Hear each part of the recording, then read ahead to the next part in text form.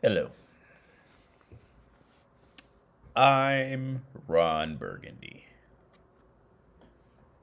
That's my role model, Ron Burgundy. Stay classy, San Diego. So yeah, I've been sick. This is the best I've felt in about 2 weeks. I was, I don't know what I had, but I was like, just, I wasn't like sick. You know what I mean? Like I had never, I forgot to get the light in here. Anyway, I never got like sick, but I was just sick enough to where I was just tired and dizzy and just like relatively slight congestion and like my whole body hurt for like 2 days.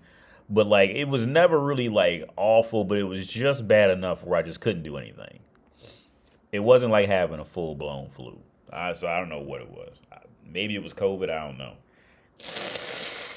But I was never like, like severely sick. I've been blowing my nose forever. And then my son, he was sick. He's still off. I don't know what's wrong with him. No telling what he ain't got at school. But yeah, man. The Uno, what's up, man? Neo Morpheus, long time no CAD, baby. Must got you. Well, yeah. Well, before he got sick too, I was just having fun. Honestly, around Christmas and around New Year's, I was just having fun, just being a dad and just doing my hobbies and being a dad. I was just having too much fun. Charlie Murphy. I was having too much fun. Just because now that he's three and a half, man, he's to a point now, especially when he's alone with me. Um, he's absolutely great. He still has little issues here or there, but for the most part, he's absolutely great now. I can actually teach him things, and I had him put on the VR headset actually a couple days ago, and he didn't freak out, and he was actually like walking around with it, and and trying to touch stuff because he doesn't understand that he can't actually touch it. But I was just having too much fun with like hanging out with him. Uh, got him his first book bag and just hang out. I was just having too much fun hanging out with him, man, and just doing my own thing. Honestly, that's really what. And then on top of that, we got sick, and I'm still a little sick. I've been sick. Like I said, I've been sick for about 2 weeks. Um, yeah. What's up, Mo? What's up, Anthony? Yeah, I was out of it, man. I'm still tired for real. Like I'm still tired, but I'm much better, and we'll see how long I last. Hope everybody had a good New Year's and Christmas, uh, wherever you were on Earth. I hope it was good. So yeah, uh, I seen this video. I don't know, like this morning or like yesterday or something like that, and I know I'm going to be in a severe minority with my opinion because the guy in this video is going to say exactly what you think he's going to say. And here's the thing, my take on it. I know I'm going to be in a severe minority. I know most people would not agree with me for whatever it's worth, but fuck it, I'm on YouTube, and YouTube is a place to talk shit. So here we go. Oh,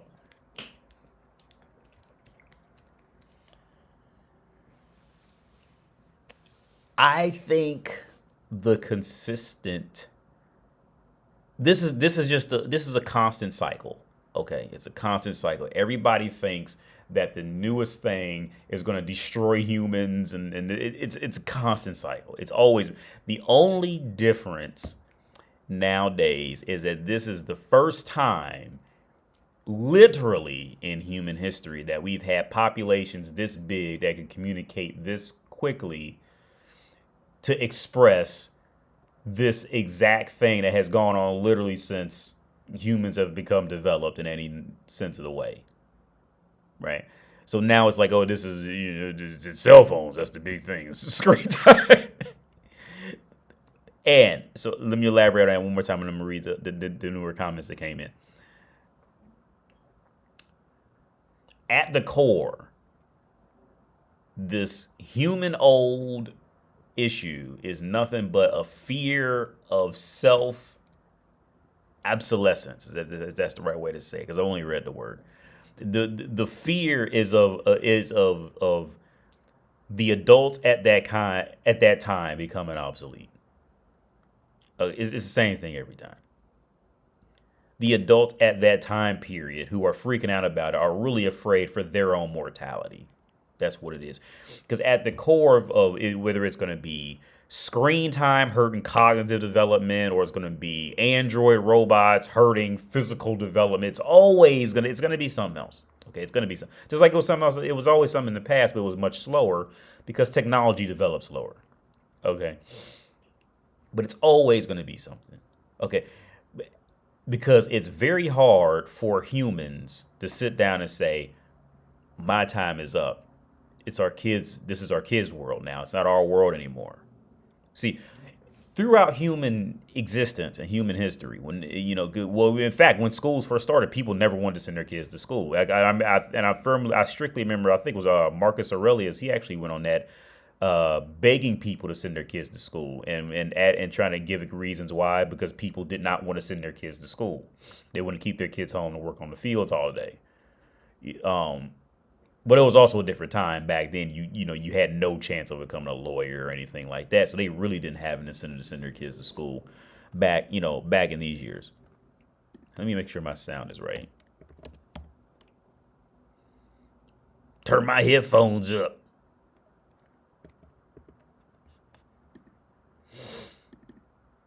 Oh. Input volume. Okay, let me turn it up. Maybe that's better. It's probably low.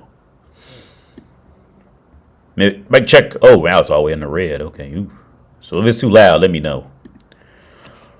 Where I leave off? Oh yeah, Marcus Aurelius. He like when he was around, he was going on about trying to tell people to send their kids to school because nobody wanted to. Right. You have to accept that this world is not this world is not this is my son's world now. Okay, my time is up. Well, that's where I was going with it. So throughout human history, it was much easier so even if you look back through history, right, throughout most of human history, it was widely accepted. Especially if you look at areas that had a lot of technology, right, that were ahead of the curve in technology, these kind of things, right. These places slowly over time kept losing a handle on, well, I'm older than you, so I must be better than you and know everything, right? They would try to, but here's the thing: when you go to like poor, like the poorer the place goes,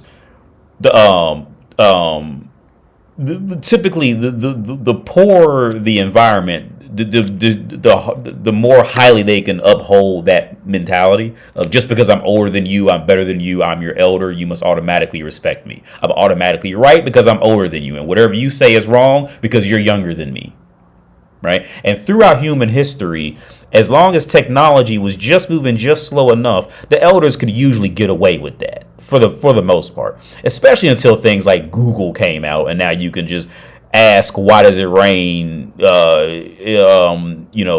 in a certain spot on Earth, and now an older person can say something, you can Google it and say he's wrong now, right? So that shattered that whole that shattered that whole dumbass completely, now I won't say dumbass, that whole manipulation period was completely shattered by the internet.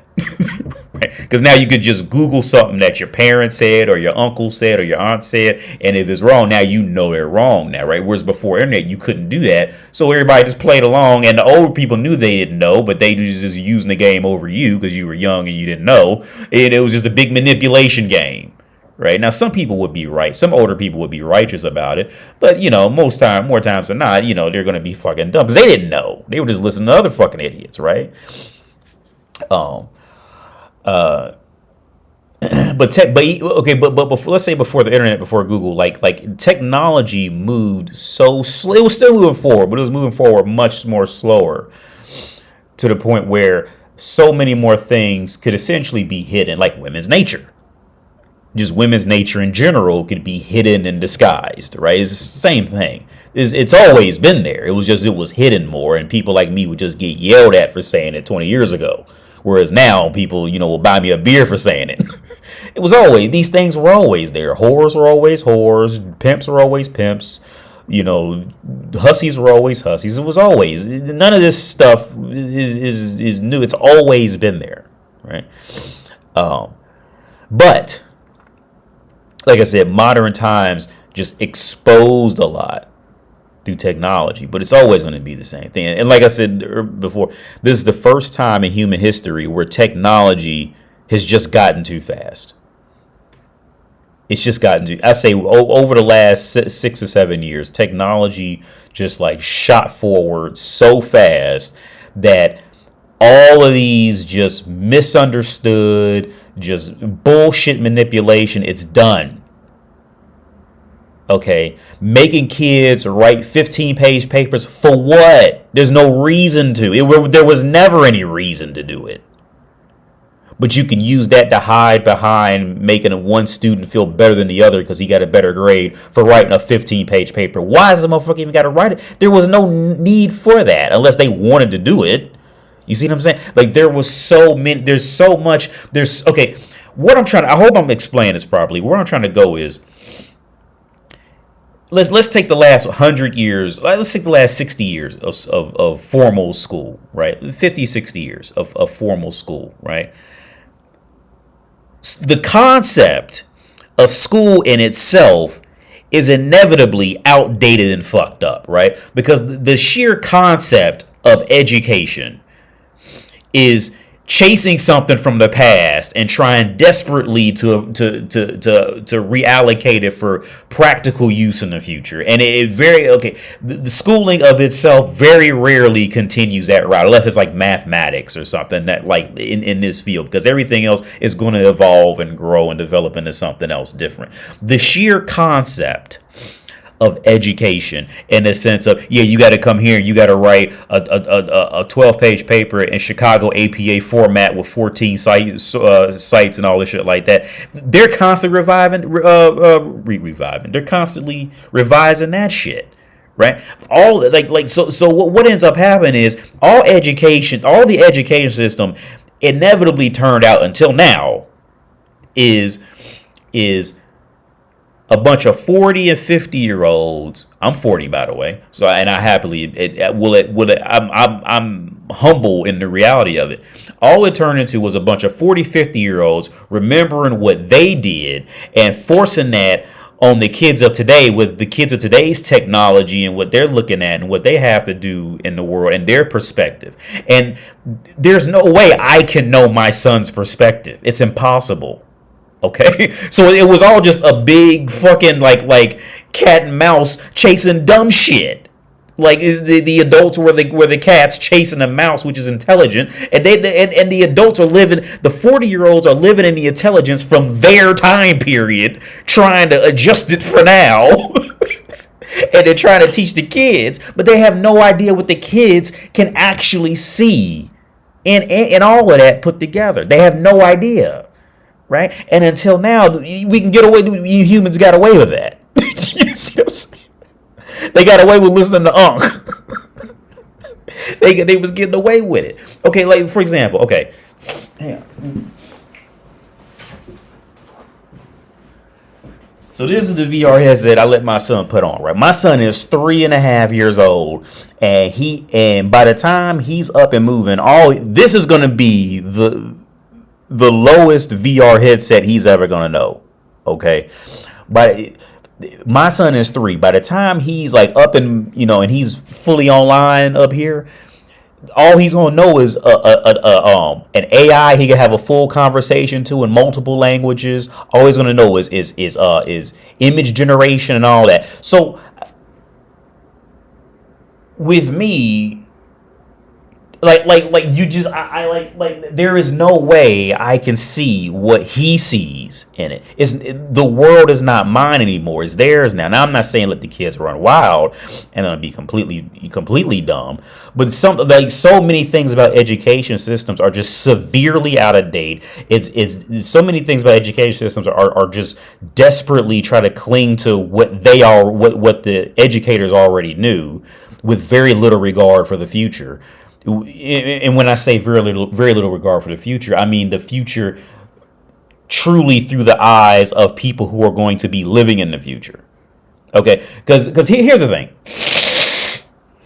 and I'm gonna play this video, and they'll probably ban me, but I don't care. I forgot where I was going with that. I'm still fucking sick. Oh, that's where I was going. So throughout all of human history, right, there's always a complaint that whatever new technology is going to destroy people. So we don't need to touch it. But in the meantime, these people they never have a counter argument to what we should genuinely teach the children, because they don't know. Right? So nobody knows, right? So, but here's the thing.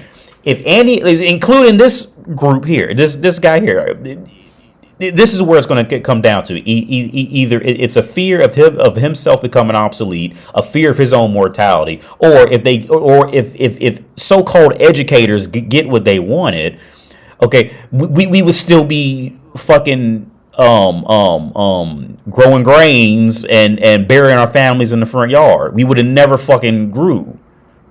We would have had to grow because populations grew, but you see what I'm saying? Intellectually, we would still be talking about barley and yeast and, you know what I mean, this type of shit. Well, motherfuckers would have never grew. We'd be still walking around. We'd be still walking around wearing fucking sandals and garments from the fucking 900, from the year 900 in the year 2026. If we listen to these motherfuckers, right? If they get their way, right? Like I said, and I'm going to also elaborate on the other situation of what the concept of screen time is a very similar concept of Donald Trump.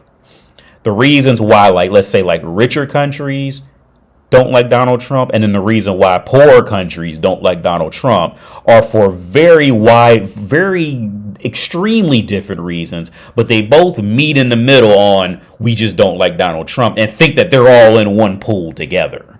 They're completely confused on why they don't like Donald Trump. You see, some people just don't like Donald Trump just because they just don't like him. And they think they're in the same boat with people who don't like Donald Trump because of maybe something he tried to pull during a meeting or something. And then they think they don't like, and other people don't like Donald Trump literally because Donald Trump will expose bullshit like Europe. I'm still a big fan of how Donald Trump treated Zelensky. I thought that was the best thing for Zelensky. I thought that was the best thing for Europe. To stop hiding behind trying to pretend you're strong. You are not strong. Okay, it's not in the cards. But there's people who did not like Trump simply because of that. And see, these people, they think they're all in the same boat of not liking Trump. And they're all on the same team. But they're all severely ignorant into the actual dynamics of it. And I think it's the reality with screen time with children. Because let's say, like, in a place like North America, right? Like, people will be against screen time. If you really go deep down into it, I think that there'll be a decent percentage who be against screen time because they see people just like addicted to their screen, right? But here's the other deeper truth. If you really ask them why that even bothers them, it's because they know that they don't have a place in the world with that. Again, fear of becoming obsolete. It's not fear. It's not. It has nothing to do with cognitive abilities. You can always rig up a sentence to make it sound like that. But the cognitive abilities refers to your cognitive abilities of your time. Okay, not theirs. Your time, right? You're not talking about the cognitive abilities of what's coming next. Okay.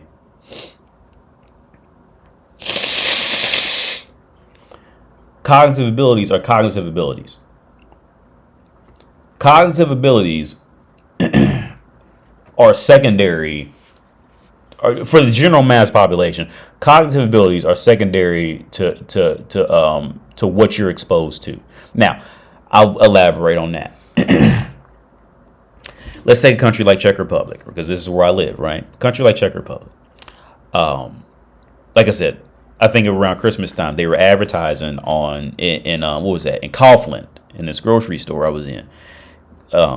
They were talking about they were advertising iPads in the grocery store, and iPads are like $500 or $600, right? These people, after taxes, they bring home $900, $1,000 a month, and they will happily advertise iPads in this motherfucker. iPads. So right off the bat, they can't afford it, or they're going into debt trying to buy it because they think it's what modern Westerners are using. They want to be in that group with the modern Westerners, right?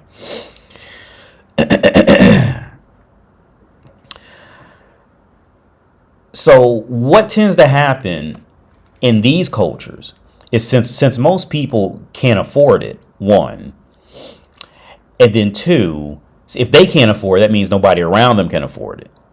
So now these people feel left out. So now they're going to be mad about technology simply because they can't afford it, and they can't be part of the in crowd. So they'll just hate technology, and that's where their origination for screen time is going to come from. Right? Again, two very different areas, born in very different cultures. They're very different possibilities for earning potential, but they can meet in the middle on screen time is bad. Right, and then it starts this snowball effect that's built off a foundation of sand, because they're all, and it's just gonna. And this is, I think this is why these people usually just dissolve, because again, it's a foundation built on sand. There's no consistent concurrent. I mean, like they'll try to reach towards, like they'll cherry pick like one study here or there. And to try to put their faith into that as a subcategory of the main topic, but even then, it'll be flimsy at best, and that's why these groups usually just disintegrate, because it's a house built on sand. But yeah, I went on that ramble too long. I was gonna read these comments. Glad to see you back, feeling better, bro. Well, what's up, Super? My New Year started off great. Decided whether to stay here or move to Thailand or Malaysia before Japan. I heard Japan's expensive. I wouldn't pick Japan as my first try, just because I've heard it's expensive. I don't know. I'm ignorant. I've never been, but I heard it's expensive. I would recommend a poor. It's, people don't like to talk like that, but you know what I mean. I would recommend a lower income country first, so you can like experiment and have a little more freedom up front. But I mean, do what everyone do. I'm not the regulator on it, but that would be my advice. I've seen a lot of anti-tech videos and leaving the U.S. videos in my feed. Yeah, it's coming up a lot. What's up, Josh? Josh Maldonado. Hope I pronounced that right. But yeah, okay. Well, I mean, so did you have problems with your older family members accepting when their time was up? Well, yeah, it's always going to inevitably come up at some point. Whether it's a Christmas party or it's over the phones or whatever, it's when the topic comes up, it's usually going to come back on like severely reminiscent on the past, these kind of things. And here's the thing: what I find is it's usually worse among people who never felt like they accomplished anything in their life. It usually gets much worse with them. Because then it's like it's severe. This like just complete lie of like severely inflating what they did with their past. That is clearly a lie. You know what I mean? But they're just going on with it. But yeah, just accept. It's a point you got to accept. Like you got to accept you're just old, man. It's over. Like I'll be 40 this year, and I'm just old. It's over. I'm not going to try to pretend to be 25. And I'm not going to act like, the younger. I mean, the younger generation does do some dumb shit. I mean, what younger generation didn't? Because they're trying to learn and figure shit out. But, when it comes to like, fashion styles and this and that, you know, I mean, I really don't care. Again, I think, and I'm gonna play this video soon, but at the end, it's a the deeper fear is a fear of mortality and becoming obsolete. That's what it boiled. That's what these consistent this chronic human issue of running from new technology. What it really says is, I'm afraid I won't fit into the new world. That's what this is, always a scream and a cry for. And I got multiple degrees. I'm a relatively well-educated individual, but I'm humble enough to, to not wear my education on my sleeve and talk to you and speak like an actual fucking human that realizes there was more of humanity outside the 40 years I've been alive. All right. And truly, genuinely acknowledge it. You see, not just superficially acknowledge it.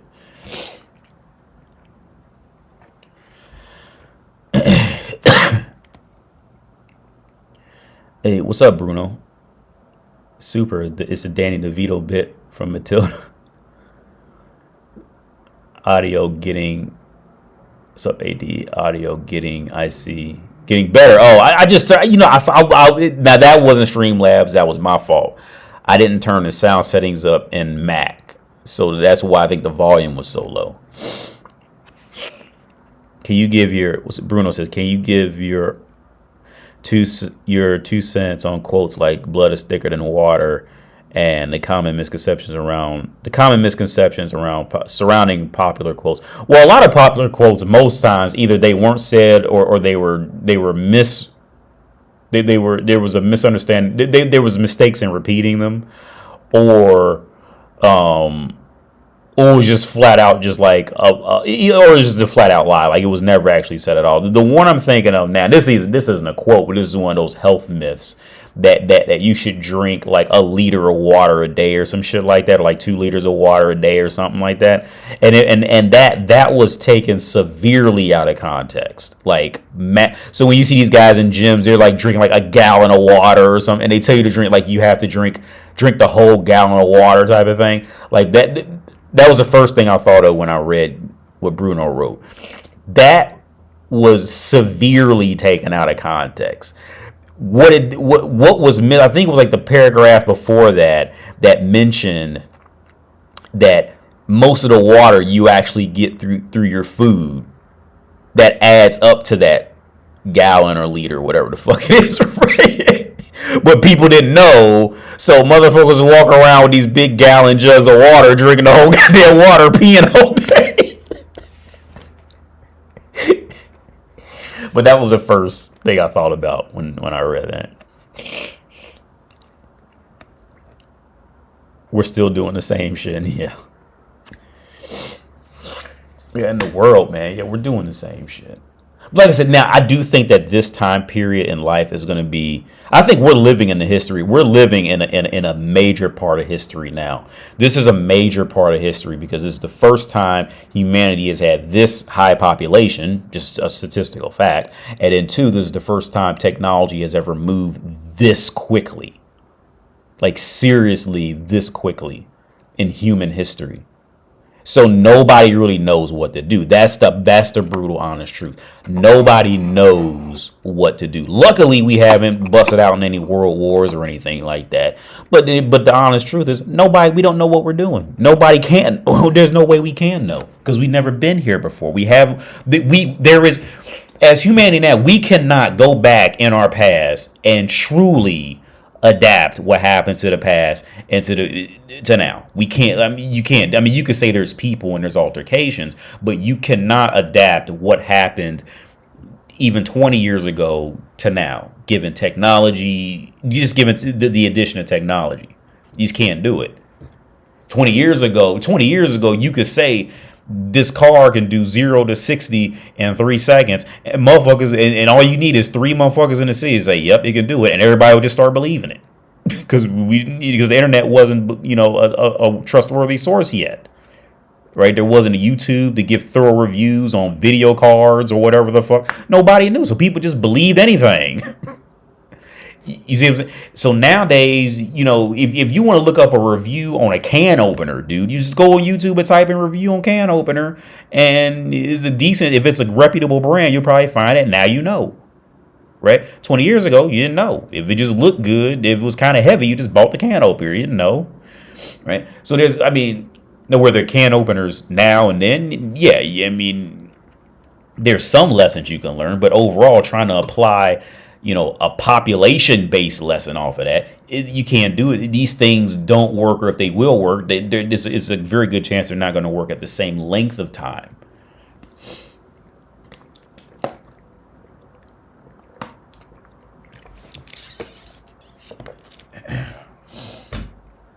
Information was much more isolated due to technology at the time. Oh, wait, just skipped up. Wait. Neo Morpheus says information was more isolated due to technology at the time. Wasn't developed enough to transfer information to a larger audience. Yeah. And also, like the audiences just weren't okay. Also, so when you go on like Instagram or YouTube now, like everybody writes and comment. Everybody feels comfortable writing in comments. 10 years ago, everybody didn't feel comfortable writing in comments. You see, I would say even before COVID, I think COVID sped a lot of that up. Before COVID, people didn't feel comfortable probably even read a lot of comments. You see what I'm saying? Like it was just the evolution of technology. People became more comfortable with it. But yeah, American liberal Javi. Oh, what's up, MG Verde? We live. American liberals were protesting and calling Trump a fascist for arresting Maduro. Meanwhile, Venezuelans were celebrating and thanking Trump. They didn't have to eat from the garbage can anymore. Dude, that's what I told. I can go on for hours about that. I remember I talked to my dad about it.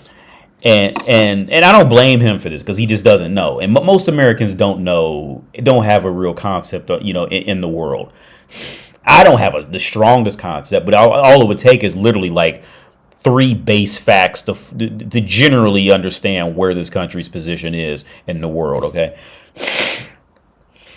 When I met with my student who's a director at the bank, right? That was the first thing she brought up was that Donald Trump kidnapped the Venezuelan president, some shit like that, right? And I didn't even know. Like, I legit didn't even know. This is before I got sick. Because I canceled on her the last 2 meetings with her because I've been sick and I was just tired. But yeah, she told me that. But now she's a Czech woman. She's a decent. I mean, I have more education than she does, but she's an educated person. But she's kind of in this boat of just like not wanting to like Trump. So when she told me, and I told her, I said, look, I don't even know what happened because I think they said Trump like killed a bunch of people on a boat or something like that at the oil area. And I said, look. My first thought was, they needed that. The motherfuckers down there, like, motherfuckers in South America are struggling, dude. Like, when I first moved here, I was telling my Czech student this. She's older than me, but she's my student. When I first moved here, there was a store called La Martina. I think I showed you guys that store a while back. La Martina. L-A. And they sell luxury Argentinian clothes. Well, at least it was back then. Yeah, like $100 for like a fucking just. Can you guys see that? And it used to be a store here in the mall, and they selling at Kaufland. They didn't fell off. They selling at the grocery store. They fell off, but they still expensive.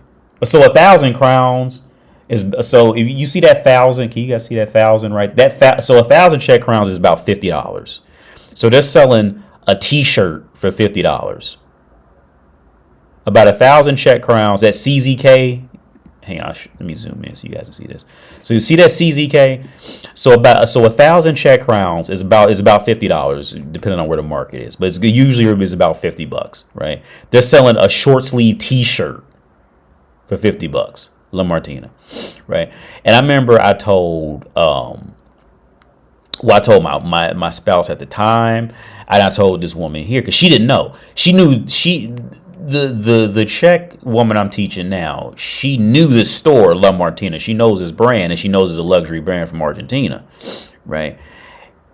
And I told her, look, people in Argentina is literally Ukraine in terms of earning potential.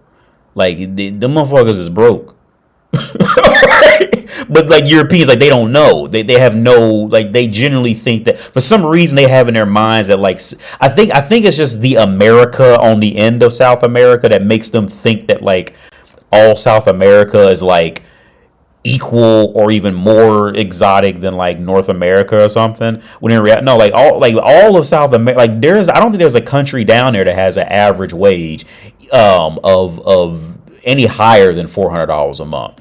In reality, you can inflate it slightly because there's going to be billionaires here or there, but in real people earning potential, most people down in South America do not earn any more than, I'd say, $500 a month. The vast majority of people. South America is like fucked up. Not like war-torn fucked up, but they just don't have... Okay, my honest opinion of it is for some reason they just fail to fucking invest in STEM programs. I can go on this next tangent for hours, because I've spent days trying to figure out South America, literally. And the core conclusion I come to is most countries on earth operate in feminine ways. And when I say feminine ways, I mean doing anything they can to run away from science, technical, engineering, and mathematic fields. They will do anything to avoid those fields because they're tough. And South America does that to perfection. They'd rather go out there and boil some damn leaves instead of go figure out the chemical composition of the goddamn leaf. It's tasty because it's warm. They'd rather go do that shit instead of asking North America for some type of deal to get fucking gyroscopes and shit and microscopes in this motherfucker. And whenever countries, the one main correlation I found is whenever countries fail to invest in STEM, they are forever doomed to have low wages, to be severely dependent, and to not be able to protect themselves. Whenever they fail investing in STEM, that immediately follows. It's a very simple process to fix. But when you got corruption, you can't really do that. But when I heard Venezuela, I told my dad, because he was mad about Trump doing that. I told my dad they need it. And there was his mom who brought up that Venezuela shit, and she's cool, but again, like, most people don't take days in libraries to read about this shit. I do, because I'm just that type of motherfucker. But then I also play a lot of video games or watch a bunch of porn or go to brothels. So I'm like kind of sporadically all over the place, from nerd to idiot to whore, all this shit, right? But anyway, if you're interested about Venezuela, read the Venezuela oil. It's probably oil crisis, but I don't think it's really oil crisis. I was telling this mom at my son's school that Venezuela really should have been Norway, but they horrifically fucked that up. I'm talking like catastrophically, like motherfuckers should have been shot out in their backyard. Fucked that up, and would have been applauded, kind of thing. Venezuela should have been Norway.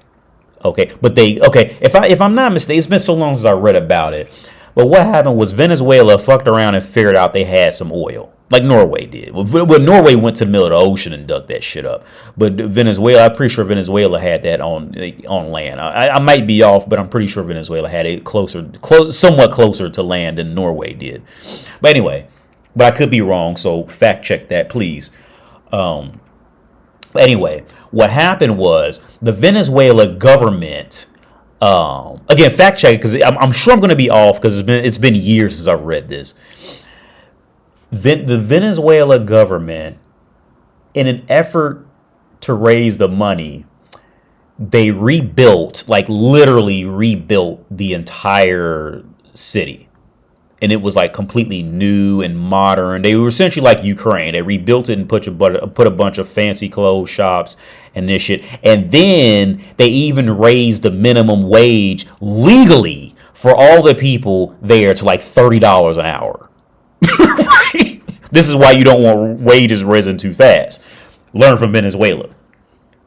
Take notes from Venezuela. They raised, if I'm not mistaken, they rose the minimum wage to the equivalent of like $30 or $40 per hour and made it illegal to pay anybody lower than that, because the hopes was that they would get tourist dollars in there. If they built it up and everybody looked nice and everybody had all their shit, tourists would want to come there and invest and all that stuff like that. Well, the reality of what happened was, well, one, Venezuela is not in a very interesting part of the planet for just your regular average Joe to go, go there, and there wasn't anything really there that would keep that sustainable. So then at the same time, what happened was they had to raise I forget how that balance went. It was something like they had to lower the price of oil so much that even when they sold it, they were selling it at damn near a loss, and they just completely fucked up the whole market. It was literally like as fast as they were rich, they ended up poor just as fast. Like easy come, easy go. Look, but don't just listen to me. Go. I'm sure there's documentaries on it, because it's one of those things that's popular, but it's not popular. If you want to learn what happens to a country when you go too fast and trying to look like you got some shit, when you don't have any education, any connections, any realistic foundations, and any education, any economical education to make sure shit is sustainable and have backup plans after that, read into Venezuela and look into those Nori people, that small island that was selling bird shit as phosphorus. Look into those two countries as to what happens. That's why you don't just bust out and pay people $40 an hour, because they don't know what the fuck they doing, and they gonna end up poor in 15 minutes. But back to the original topic. Venezuela, they needed that. I told everybody I knew who asked me, and I said they needed that. There's no excuse why that average wage is, in reality, is about $200 a month down there. There's no excuse for any of them countries to be in that position, especially when y'all got connections to North America. There's no excuse for that. That's just patheticness. Like I told my dad, look, South America on a whole needs to just get over their fucking ego and just sign that shit over to North America and just let it go, because it is absurdly clear that they don't know what the fuck they're doing. Okay. When I was in Argentina, I seen enough. All right. I mean, I go down there because the money's good as a through a U.S. dollar perspective. I can live pretty comfortably down there, but from a righteous standpoint, yeah, they need to. I was telling them that because people don't know, like, Argentina's money it had gotten so bad that they don't even trust their own money anymore, and they're using Bitcoin and US dollars to pay their bills, because they don't even use the Argentine peso anymore, because it was that fucked up. I don't know where the situation's at now. Google's not the best place to add, but let's just look it up. I don't know where it's at now. Google's not the best place for this. But South America, they really need to just sell this shit. They need to sell it.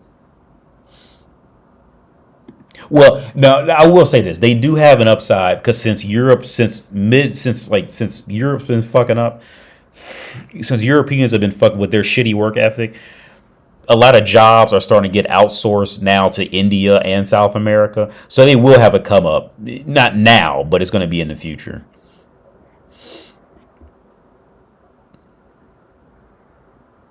Like, I forget how much Argentina owes yeah, it's like a crazy amount. Like, Argentina owes like it's an absurd amount how much they owe. Like, their whole plan is just to borrow money from the International Monetary Fund. Like, that's literally their goal for survival, because they have no other plan set up at all. Yeah, so here the total IMF credit outstanding as of New Year's Eve 2025. Argentina is like by far like, with no repayments, dude. Credit. So they have this much out. Can you guys see that outstanding? Like they are like by far the worst. It's not even close. Like out of all the countries, like it's not even close. And the further part is like they literally have no fucking like plan of even trying to fix it. Like they don't even care. It's just like, okay, we can borrow some more money. You fucking clown. Like I said, it's all of South America, in my opinion, needs to sign that shit over and just get over that ego and just look and just deal with it. Just get over that ego. It's not in the cards. It's not there. Like Zelensky, like it's just not there.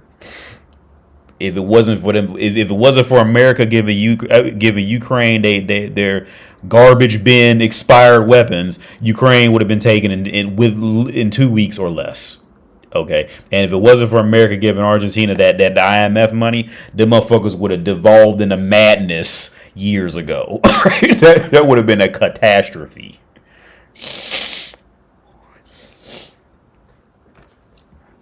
It's even worse when. Oh, yeah. So yeah. Sorry about that long rant. I did want to read this flick. Cause y'all can I lower the mic? Yeah. I hope is that better? Because it was in the red. I did see that. I turned it up.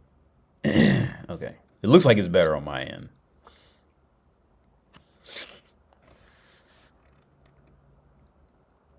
Head to the gym now. What's up, Ivy Mo?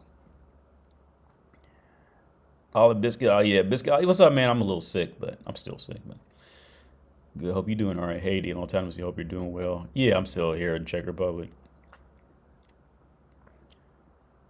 The gallon of water plus salt equals more water in the muscle, which leads to better pump. That's okay. So they're adding salt. I didn't know that. Okay. So, but yeah. So maybe I was wrong then.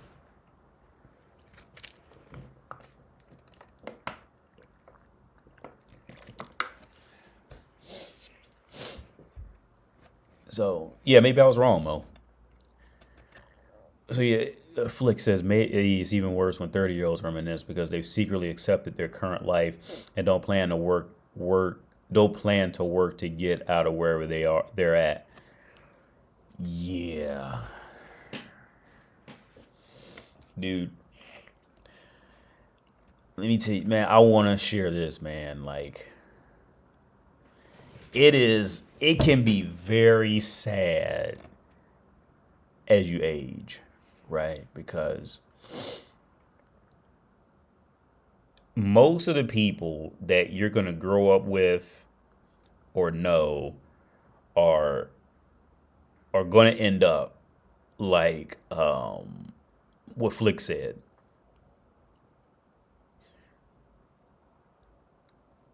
I got a friend of mine. And I'm not saying this to make fun of him. I'm saying this as a science, as a case study. Video called me, and he gained so much weight. Like I can't even bring it up.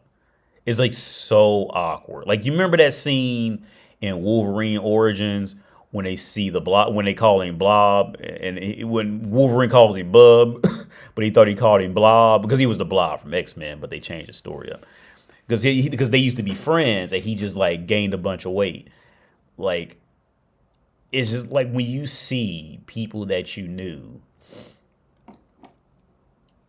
and you grew up with just end up like 30 and 35 and 40 and up and just be like. And then they just end up just like so fucked up. Like that shit hurts. It hurts. Like he's got to be at least 400 pounds. Like at minimum. And then because we was talking and he brought up how he wants to date women, and he's saying he's not attracted to women. And I'm just like, dude, you are fucking 400 pounds. Like, are you expecting women to just like find you attract? Like, are you like, you know how, like, because usually it's the women who come in with these demands. Now, to be fair, he does make good money. I'll give him that. He makes good money. And he's generally pretty good with spending habits and these things like that. But it's just like watching people just lose. For me, what hurts me is watching people lose. They just lose the control of their body. Like when you get older and you either live with them or you go away for a while and see them again, and they just lose their body. They just completely lose themselves. Like that shit hurts, man. Like that shit, like it hurts.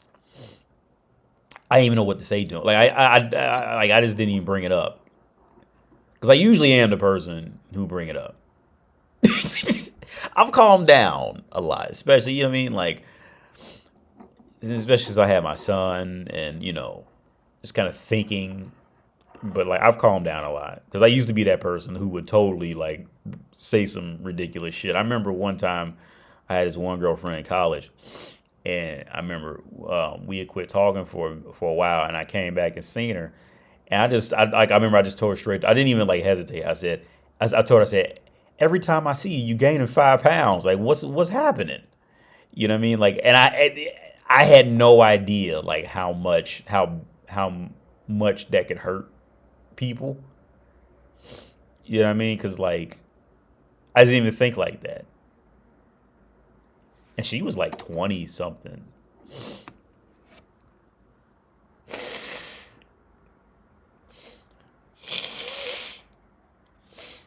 Wait, with him, yeah, I just couldn't even say anything about it. What's up, Simon Lewis? Eric, like with him, he's not. I don't think he's. Well, I don't know. I gotta. At a point, I guess I have to agree with you because he knows he's fat because he'll say it. But so here's the weird part: is like if he says he's fat, I don't know. I can't tell if he if he wants me to join in on it, or if I were to join in, like he's really gonna be like sad about it for real, but try to play along. You know what I mean? Like I don't know where he's coming from with it, so I just don't say anything when he tries to like bring it up. It's just too awkward because he is completely not that type of dude who's like he's not thoroughly okay with it. Like a Patrice O'Neal dude is like thoroughly okay with that shit. You know what I mean? But like this friend of mine, he's not. I don't think he tries to pretend he is, but I can tell he's really not like thoroughly. You know what I mean? Like thoroughly okay with it. It's an act. What's up, Elijah? What's up, Elijah Pippin? 5877. If South America had their shit together, America, whatever. South America says, Happy New Year, man. I don't know what that word means. Camones. I don't know what that is. Maybe I'm pronouncing it wrong. So yeah, let's watch this because this is what I wanted to cover. Let's watch this. Cooney Horvath. I'm a former teacher turned cognitive neuroscientist who focuses on human learning. And I do not receive funding, nor have I ever, from big tech. So a sad fact our generation has to face is this. Our kids are less cognitively capable than we were at their age. Since we've been standardizing and measuring cognitive development since the late 1800s, every generation has outperformed their parents. And that's exactly what we want. We want sharper kids. And the reason for this largely has been school. Each generation spends more time in school. We use school to develop our cognition. Congratulations, you see your correlation. Until Gen Z. Gen Z is the first generation in modern history to underperform us on basically every cognitive measure we have, from basic attention to memory to literacy to numeracy to executive functioning to even general IQ, even though they go to more school than we did. So why? What happened? What happened around 2010 that decoupled schooling from cognitive development? It can't be school. Schools basically look the same. It can't be biology. This hasn't had enough time to change. The answer appears to be the tools we are using within schools to drive that learning. Across 80 countries, as Gene was just saying, if you look at the data, once countries adopt digital technology widely in schools, performance goes down significantly, to the point where kids who use computers about 5 hours per day in school for learning purposes will score over 2/3 of a standard deviation less than kids who rarely or never touch tech at school. And that's across 80 countries.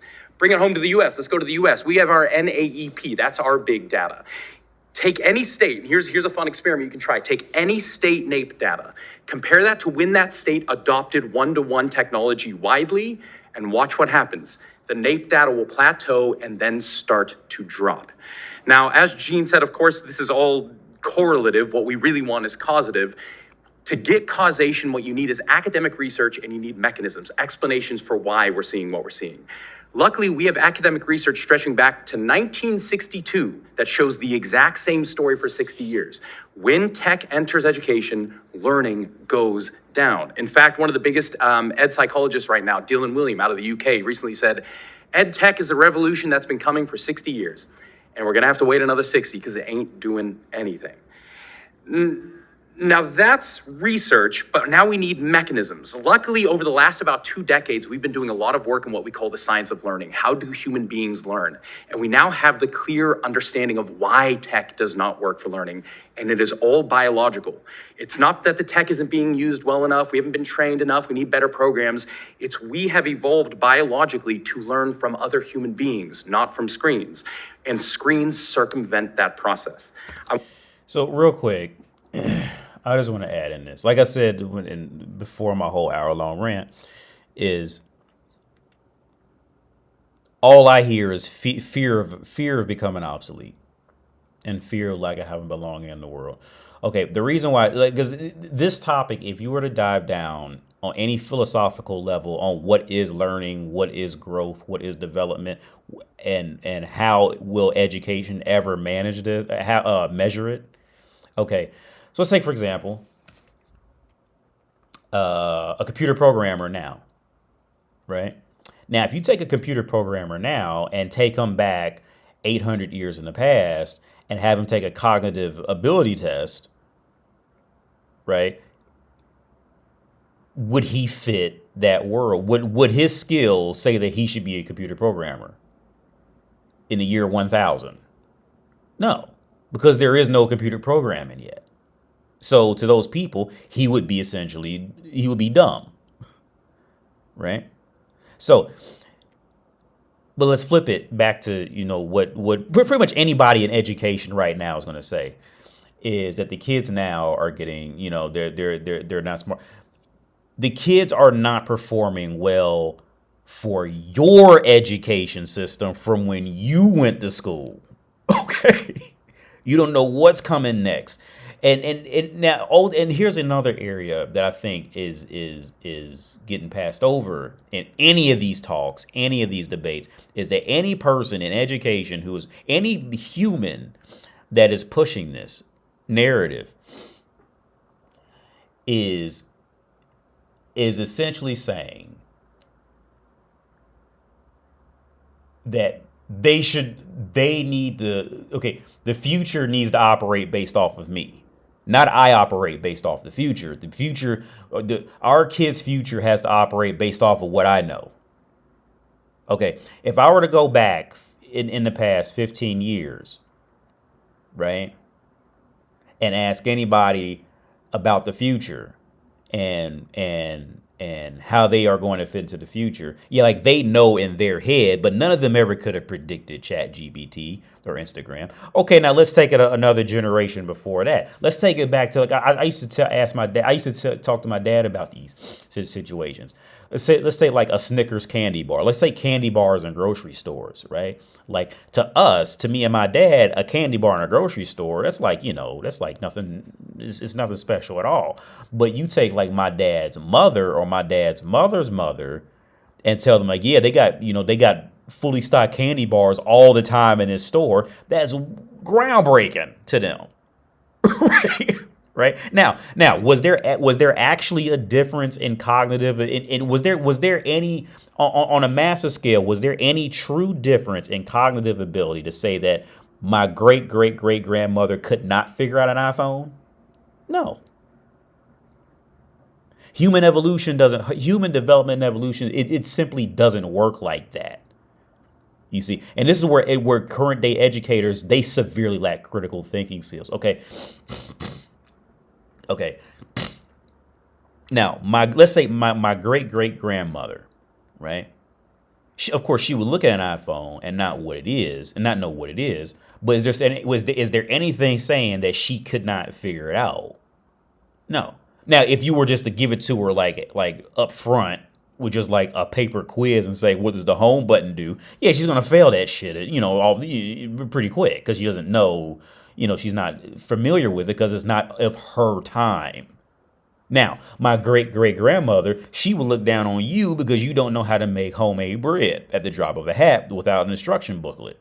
Right? So like this concept of cognitive thinking, okay, and I can go seriously miles deeper with this. If you also want to dive into, you also have to dive into the fact that reality that languages, even if you speak English, like the English language changes over, I think, every 100 to 150 years. It's classified as a completely different language because different terms are being used. Words get run together. Words fall out the dictionary, whatever. So it's literally so like as of right now, let's say like anybody who speaks English now, if you went to like England in the year 1200, like you would not be able to communicate with anybody.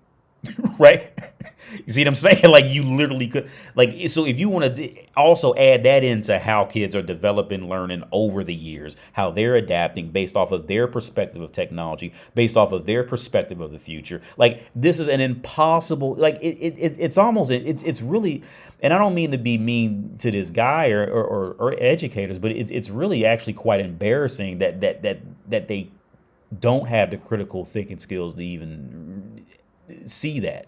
It's just shame kids because the current educators only, their main thing is shame kids because they're not doing what I did. So shame them because they're not doing what I did. This is not love. Okay. This is not trying to protect. This is a fear of your own position in the world. That's what it is. Okay. Now, again, I'm not saying let kids run around, just do whatever they want to do. But there comes a time where you have to admit that, okay, maybe it was us that did something wrong. I'll admit one major flaw in the education system. It's too excessive. Period. 8 hours a day, 5 days a week is severely excessive. That work schedule works if you're trying to get the optimum output of an employee at a job. But for a school, that's excessive. There's no need for that. I say 3 days a week is right about the sweet spot. Once every other day is about the sweet, unless you're just looking for a babysitter. Monday, Wednesdays, or Fridays. I think that's about the sweet spot. 3 days a week. If you want to do 8 hours a day, 3 days a week. 5 days a week, 8-hour days. This is no longer school. This is no longer learning. This is officially babysitter. Okay, that's not learning.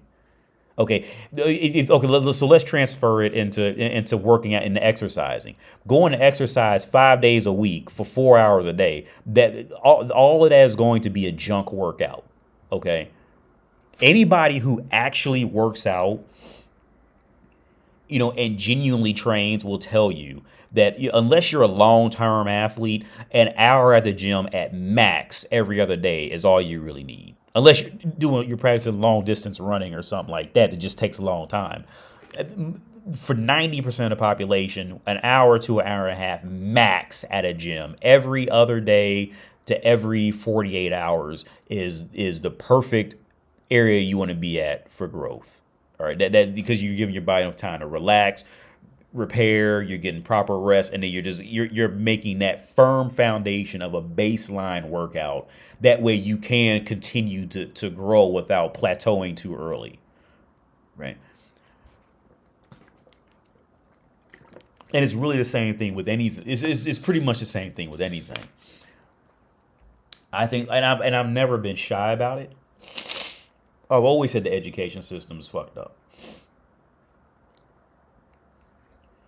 The last thing that education actually teaches is direct education. That's literally the last thing it teaches. Okay? Period. Is direct education. Now, like I said, I got most of my education from simply just priorities and planning around how to keep the education going. But to actually go into class, you learn dude, my last, I'm in another master's degree right now for IT. And I don't remember anything I did last semester. Or I think I used Wireshark. We had to learn how to hack the system. And I don't remember 90% of what I learned through that shit. All right. Now it is there somewhere, it'd be easier for me to, use it again if I ever come across it because I have experience with it. But like in terms of like genuinely remembering it, and trying to measure it towards previous cohorts and then blaming the cell phones for cognitive ability, it's bullshit. And you know it. That's bullshit. That's bullshit. I'm going to tell you exactly what being a teacher is. And I've always been, and I'm a teacher. I'll tell you exactly what a teacher is. The profession of a teacher for most of the population is nothing but a teacher position for most of the population is daycare work for a woman. It's the easiest route out of having to take on real responsibility at a real job, where you take a profession where you can blame everybody else for your fuck ups. You can blame the kids for not learning. You can blame the kids for not applying themselves. You can always, because when you're a teacher, you no longer have a core responsibility based off your decision. You can always blame somebody else. It's a bullshit position. You couldn't make it in the real world in that position, so you become a teacher. It's the easiest way out. Or you do it just to go see people. That's why I do it, just to go meet new people. And I'm getting tired of doing that. I think it's pointless at this point. From my area.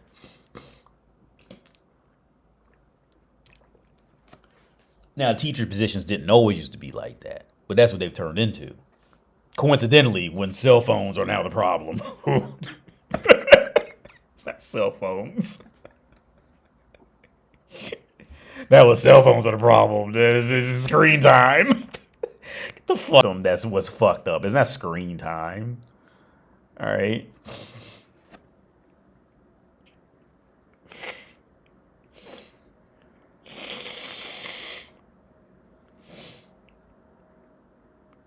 Oh yeah, Noam Chomsky. Yeah, of course, yeah.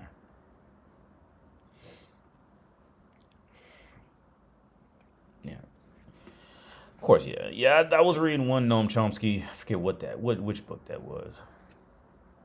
Because I also got into Noam Chomsky. I forgot, I'm probably pronouncing it wrong, but no, because he's old now. But there was one guy who was trying to figure out, and he got in a real bad argument, I think, with Chomsky about this. Do humans create language, or were we already biologically predisposed? Oh, I'm not predisposed. The argument was, do humans actually create language, or were we always just going to speak language because that's how our brains were just made? Like no matter where you put us, like we would eventually develop a language, and that was the big argument. So this one dude would like travel to these like completely segregate. I mean, they were just completely alone people who live, and they had their own language. Nobody else knew how to speak it, and he would go there and learn the languages and talk to them. And he got in a real bad argument with Chomsky. I'm pretty sure it was Chomsky, because Chomsky, he wanted to believe. I can't remember which one said what, but I remember the core. It was about languages, because I always like every now and then I dive back into like learning about like the reality of language and other shit, but yeah.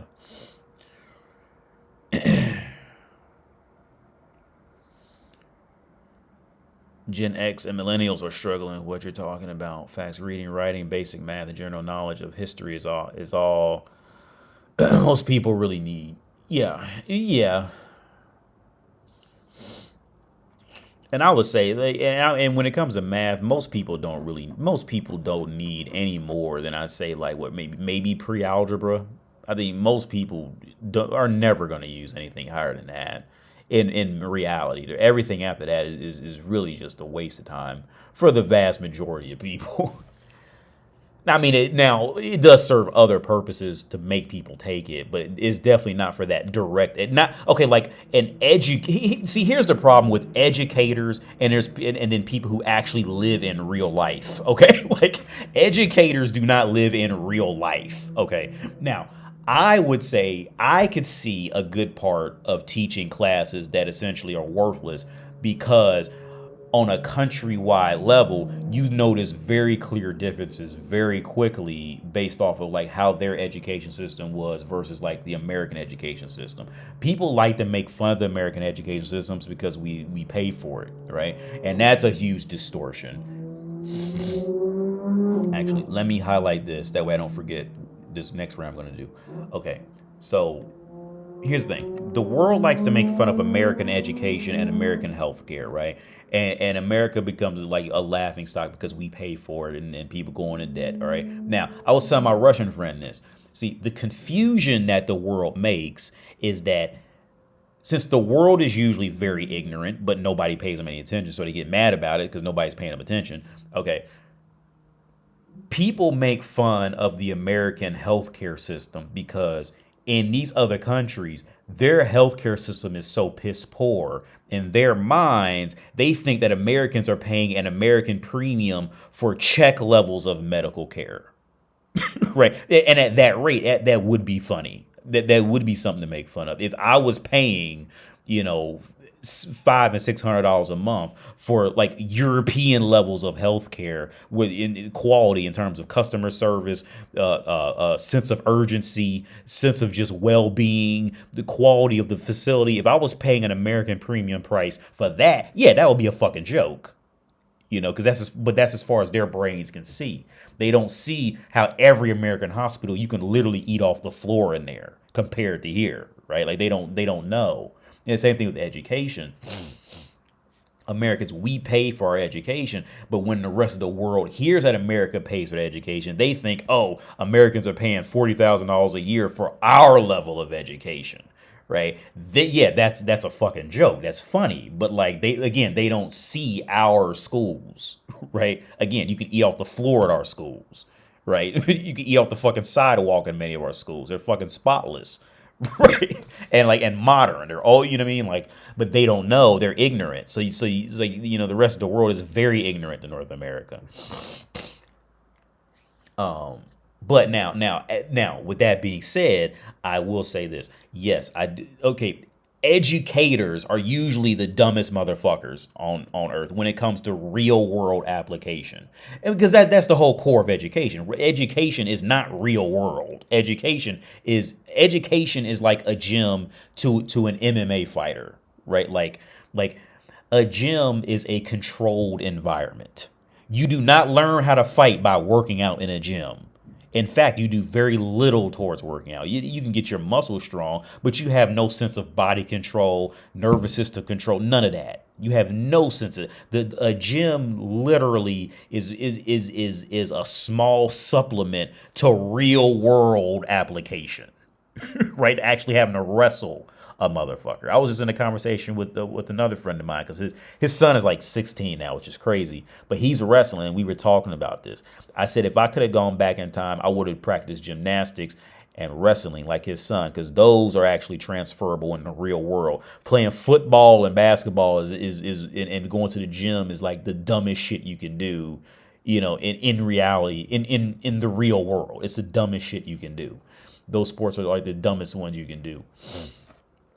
I mean, like, sure, you get some side, you know, supplementation to, but here, like a wrestler, I would even say, like, I was talking to him, like a wrestler, a gymnast, or a rock climber can go do what they can go to a weight room and do what the weight room guys do, but a weight room dude cannot go to a gymnast room and do what a gymnast does.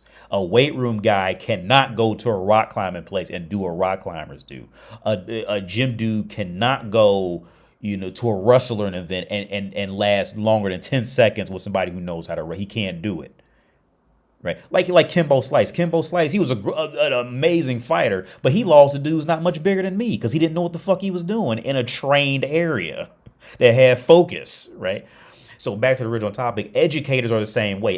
Like the core of an educator has nothing to do with real world application. An educator is essentially a gym. It's a small supplement to the real world. Okay, an educator or a gym is like if you were to take a multivitamin and then cut it into like a third. That is like it's still a supplement, but it's not going to do much for you throughout the day unless you eat real meals along with it. You know what I mean? Like that amount of vitamins ain't nothing. It'll help, but it's not extremely, like I said, a weight room dude cannot go into any sport and do extraordinarily well at a sport, but a dude who plays a sport and go to a weight room and do above average in the weight room, right? Now, with educators, it's the same thing. Now, I keep going this long rant. As an individual who has actual life experience, I'll say this. I do see the value in screen time. I see the value in making students take classes that they don't want to take. From my experiences of living around the world, right? Not around the world, but I've lived a little bit in the world, right? So if you make students take what they don't want to take, that forces the student it opens up their mind more to other possibilities. Even if they hate it the whole time, their mind is now open to that. See, when you get to these countries where they get bachelor's degrees in 2 and 3 years, see, they're mentally they still don't unlock. See, there's a reason why. See, there's a reason why in North America, most other countries on earth only are really good at one thing, maybe two, and then everything else they have to outsource everything, or they just can't survive. Look, if you don't believe me, go look it up anywhere you want to. Most other countries on earth, they get good at one thing, maybe two, and everything else they have to beg for help, beg for protection, beg for something. America is pretty much the only country on earth that diversified all of its values into various fields. And it really don't have to ask the world for anything. If America didn't want to, it really doesn't have to ask the world for anything. Okay. There's a reason behind it. That comes from the and I strongly believe that that's where our education plays a part. Our education pushes people in fields that they don't want to do, so they now can see and think in non-linear ways. Mostly every other country is extremely linear, and that's it. They can't see the country on a whole can't see they can't see parallel at all. It's just linear. And I mean, there's other cases of the argument. America has far more natural resources. That Mississippi River just was amazing. Nobody else on earth can even compete with the Mississippi River. There's other, which allow for far more fertile areas to grow shit. Then on top of that, we have perfect climate, perfect rainfall coming down from Canada. Well, not rainfall, but it combines with Central America to add more rainfall. But it doesn't get to the point where it's like Africa, where I think the pressure's too high in Africa, so it's either like way too much rainfall or not enough rainfall at all. Whereas America's just like in a perfect position. So it's not like it's the American people who were just gods, but it was the luck of the land that gave a lot of that. But back to the topic. See, educators, Love to learn. There's nothing wrong with that. But I think on the back end, I've met very few educators who genuinely get the real world. Education is a safe haven, just like a government job was until Trump got in there. And I'm glad Trump got in there and rattled those cages and was firing people and was letting them go and was suspending sections, because that's what the VA was, a safe haven. Once you got in there, you didn't get fired. You couldn't get fired unless you did something completely ridiculous. And Trump went in there and shook all that shit up. And I'm glad he did.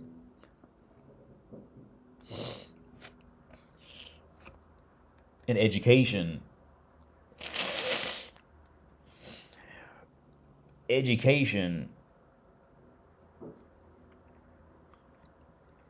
is that, but in a different, it became that for two different ways. From either blaming the kid, or the kid blames the teacher, then the teacher just gives them A's.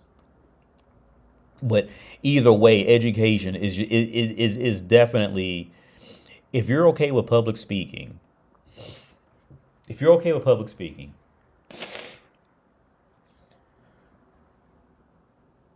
and you can write any kind of lesson plan, then anybody can really be a teacher, really. Especially once you get to college, because once you get to college, now you don't have to be likable at all. If you're teaching in college or like older people, you don't have to be likable at all. At least in high school and stuff, you got to be a little likable and all that.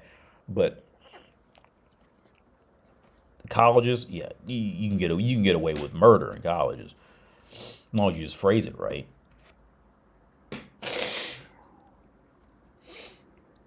What do you think the probability of World War III happening in our lifetime?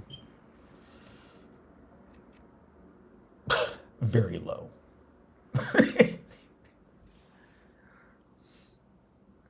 Very low.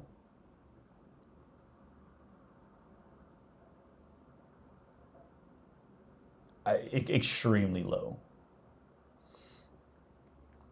The first step against World War III was obvious. Obviously, it was. I always get the bombs confused. Was the atom bomb, when that became? I think it was the atom. I always get the bombs confused. I can never remember which one did what. I remember how they want to. On a chemistry level, I remember what it would have to take to make it explode, but not like in depth, but like the general logic. But I can never remember. But the first was the atom bomb. Then after that, I think the next biggest contributor was technology. Was the fact that people could openly get on social media and tell you how shitty the military is, or the fact, or now this was something I didn't know, like, because I told you about my Russian friend who's here, and his friend was this Ukrainian dude. He was a cool dude. I'll tell you a quick story about him. When I first met him, because my Russian friend is 26, and the Ukrainian dude was 20, and we was walking around. So we got to tell him he's from New York. He's like, yeah, bro, I'm from New York and this stuff. And he's a white dude. And I said, how old are you? And he says, like, I'm 20, man. I told him, like, 21, and blah, blah, blah. I said, oh, man, last time, he asked me last time when I was in New York, the last time I was there. I said, man, I was in New York before you were born. He goes, yeah, right, bro. Yeah, right. Because he thought I was like making fun of him. I was like, no, dude, I graduated high school in 2004. And he was, he was like, oh, I'm sorry. I didn't mean to call you bro and all. I didn't say anything when it was fun. Anyway, I remember, so we went out for beers, and he was broke, so I bought him some chili fries and shit at this bar, and we was like talking. And he was saying, like, no, dude, like, Ukraine is like the world has no idea what Ukraine and Russia is doing for troops. Like them motherfuckers, like America also did a great job. America does a great job by getting people to do what it wants them to do. You know what I mean? Like, America does a great job with that. When he told me that, he said, yeah, out in Ukraine and Russia, like they're just picking, in Ukraine, they're just picking people up off the street and saying you're in the military now. Like in areas of Africa, they do that. Like, because they can't get people to just join the military. So they just go, if you're in the street, If you're a young man, like, you don't go outside because they'll just pick you up off the street and you in the military now, like that. And you got members, see, like countries like Ukraine, like most European countries, like they don't have strong regiments for militaries. Like again, America did an excellent job with keeping enrollment up and keeping order up. Like America has that shit on lock. Dude, when you see these other countries' militaries, like when I see the Czech military here, I see these motherfuckers in the military here, and look, I know I can outperform these motherfuckers. Like, I mean, I'm in good shape, but I should not be able to just look at a motherfucker wearing a uniform. It's like, man, look, the only reason this motherfucker is still alive is because I'm allowing it as a civilian. I shouldn't be able to do that. You know what I mean? Like, you go to an American military area, these motherfuckers just walk with a certain self-esteem. You know what I mean? But like out here, they just don't take military serious like that. Like most of the rest of the world, like,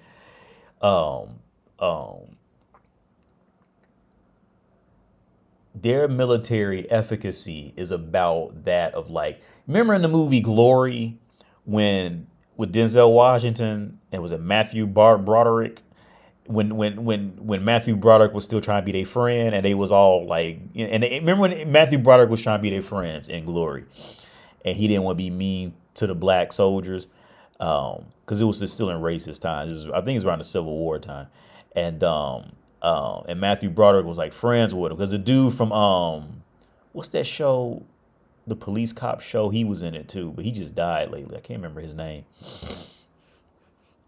I keep wanting to say Reno now. Brooklyn Nine-Nine.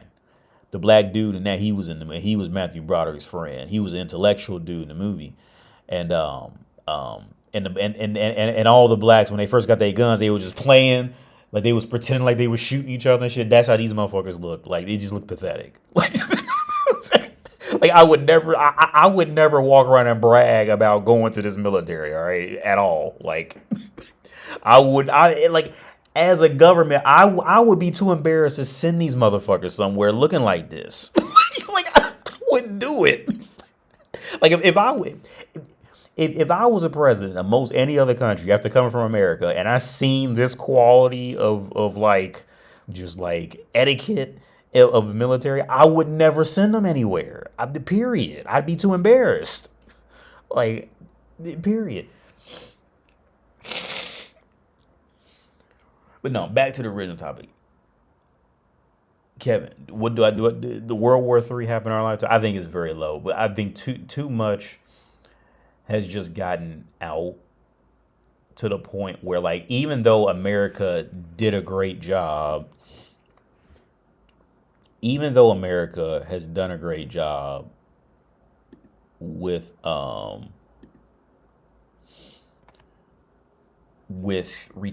retention and seriousness,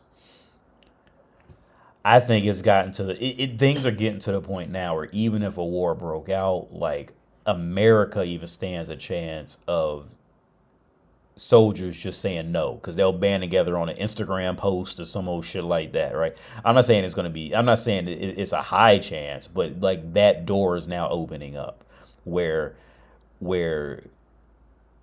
control is being lost in this format.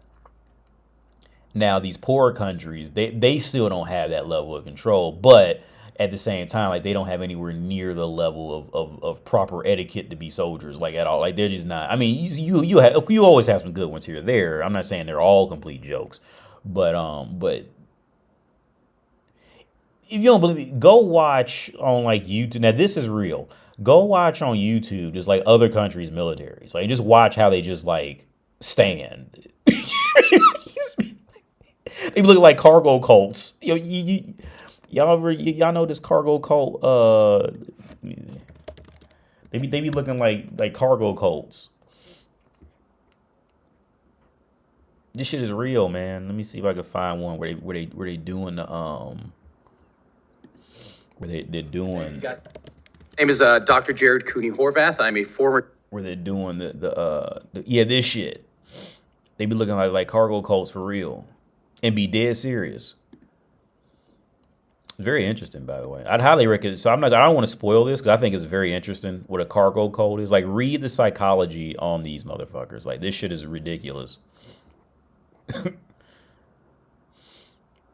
So I don't want to spoil that because I just think it's such a great story. This shit.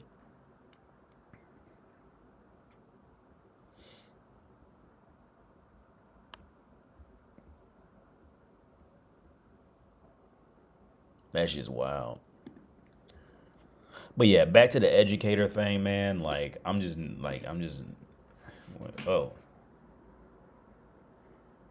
Oh, I missed the comments. Okay, I thought I seen something scoot up and I missed it.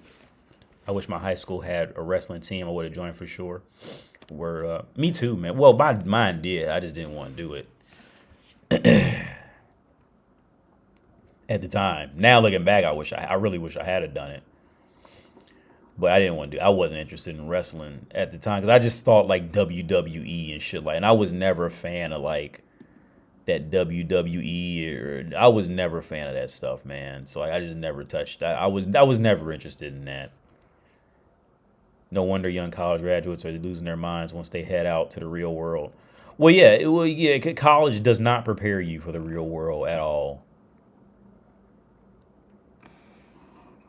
Now, it does have, like, again, as a person who's lived in the world and lived through it, I can look back and then see what happens in other countries and people who didn't do it and compare it. Like, I can definitely see different, like, especially in women, I can see major differences. Like, for example, I was just thinking about this. At first, and I'll admit I was wrong. I was wrong with this. At first, I would say don't date a woman who went to college. Now, I'm changing that perspective. I would say only take a woman serious who at least has a master's degree or higher. That's where I'm at now. I am there now. I would only take a woman serious who has a master's degree or higher. And it's not because now here again, this is where I differ from like educators and like esteem and all that. It's not about the it's not about saying just walk around and say you got a master's degree. It's not about that. See, there's a lot of fucking idiots who would say that, right? There's a lot, especially women. A lot of people would say I need at least because they think it's about the money. It's not about the money. Most master's degrees don't even make a lot of money starting out. But the reason why I say this, I would say only take a woman serious who has at least a master's degree. Because in my opinion, even bachelor's degrees are still too high risk. The reason why I say master's degree is because that is officially the area where the woman had to develop long-term thinking. Bachelor's has it too, but bachelor's has some sense of long-term thinking too. But in the end, looking back on my past and all the women I've been with, the ones who were masters and up tended to be far more stable in the long run with things on any level. The ones with bachelor's degrees, they hold it together a little longer, but they end up too wishy-washy in time. Bachelor's degrees, and I hate this to summarize people down to this, but generally this is the conclusion I've come to, is bachelor's degrees still leave the person as an employee, mentally as an employee looking for a job, which means they're jumping ship at the first sign of failure, this and that, right? They're not stable long term. It's just they're still in employee mode. Right now, masters and up, you're now the employer. Right, you're going through highs and lows with whatever. You're understanding the good and bad news with whatever, and riding it through, kind of thing. You're hiring people. You're trying to read people to bring them in. Right, you're not looking to be brought in anymore. Right, with now bachelor's degrees are still just too high risk for me. Unless at that point the woman really has to prove herself. So for younger guys, I would say to never fall in love with a woman based off how she looks. That's the worst thing you can do. Never fall in love with a woman based on. I wouldn't even say don't really fall in love with a woman because she's nice, even though it helps. I would say to fall in love with a woman based off of merit, which is going to take a much longer time. But make sure that she's accomplished something that was strictly on an independent level. Like there's this one girl I was teaching. She worked it wasn't a bank, it was somewhere else. And we got to talking. In fact, all our lessons ended up being about this. I was asking her about how she came to become like this. She told me that none of her family went to college. And her and her brother was the first ones to go. And she said that her brother went for like a semester and left, but she stayed and she continued. And I told her, like, you did. I'm really proud of you, because if you knew the statistics on that probability, you probably would have left too. And she goes, no, I didn't see it like that. Blah, blah, blah. So I said, well, what made you stay? Because right off the bat, if neither one of your parents went to college, your chances of going into college are very low, let alone graduating, right? So I asked her, what made you go, and then what made you stay? She said what made her stay was because of her aunts and uncles were so proud of her. She didn't want to let them down, so she kept going. And that was all right. And she had a bachelor's degree, but I think that would make the cut for me to pay her some attention. That sounded good.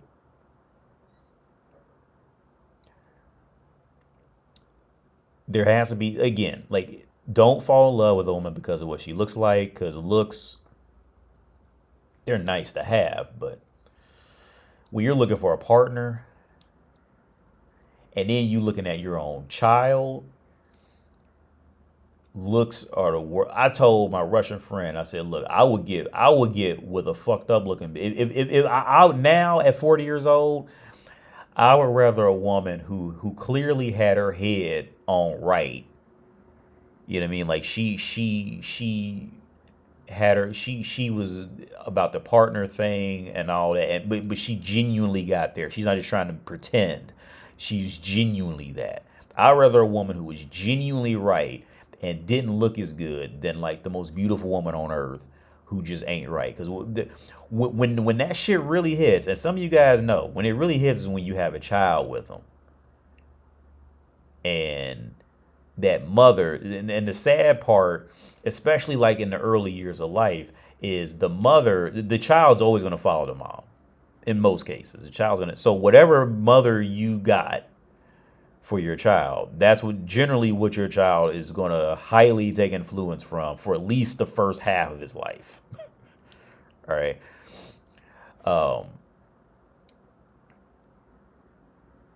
So where I am now, the next woman is I'm just not even gonna because I'm talking to this other girl now.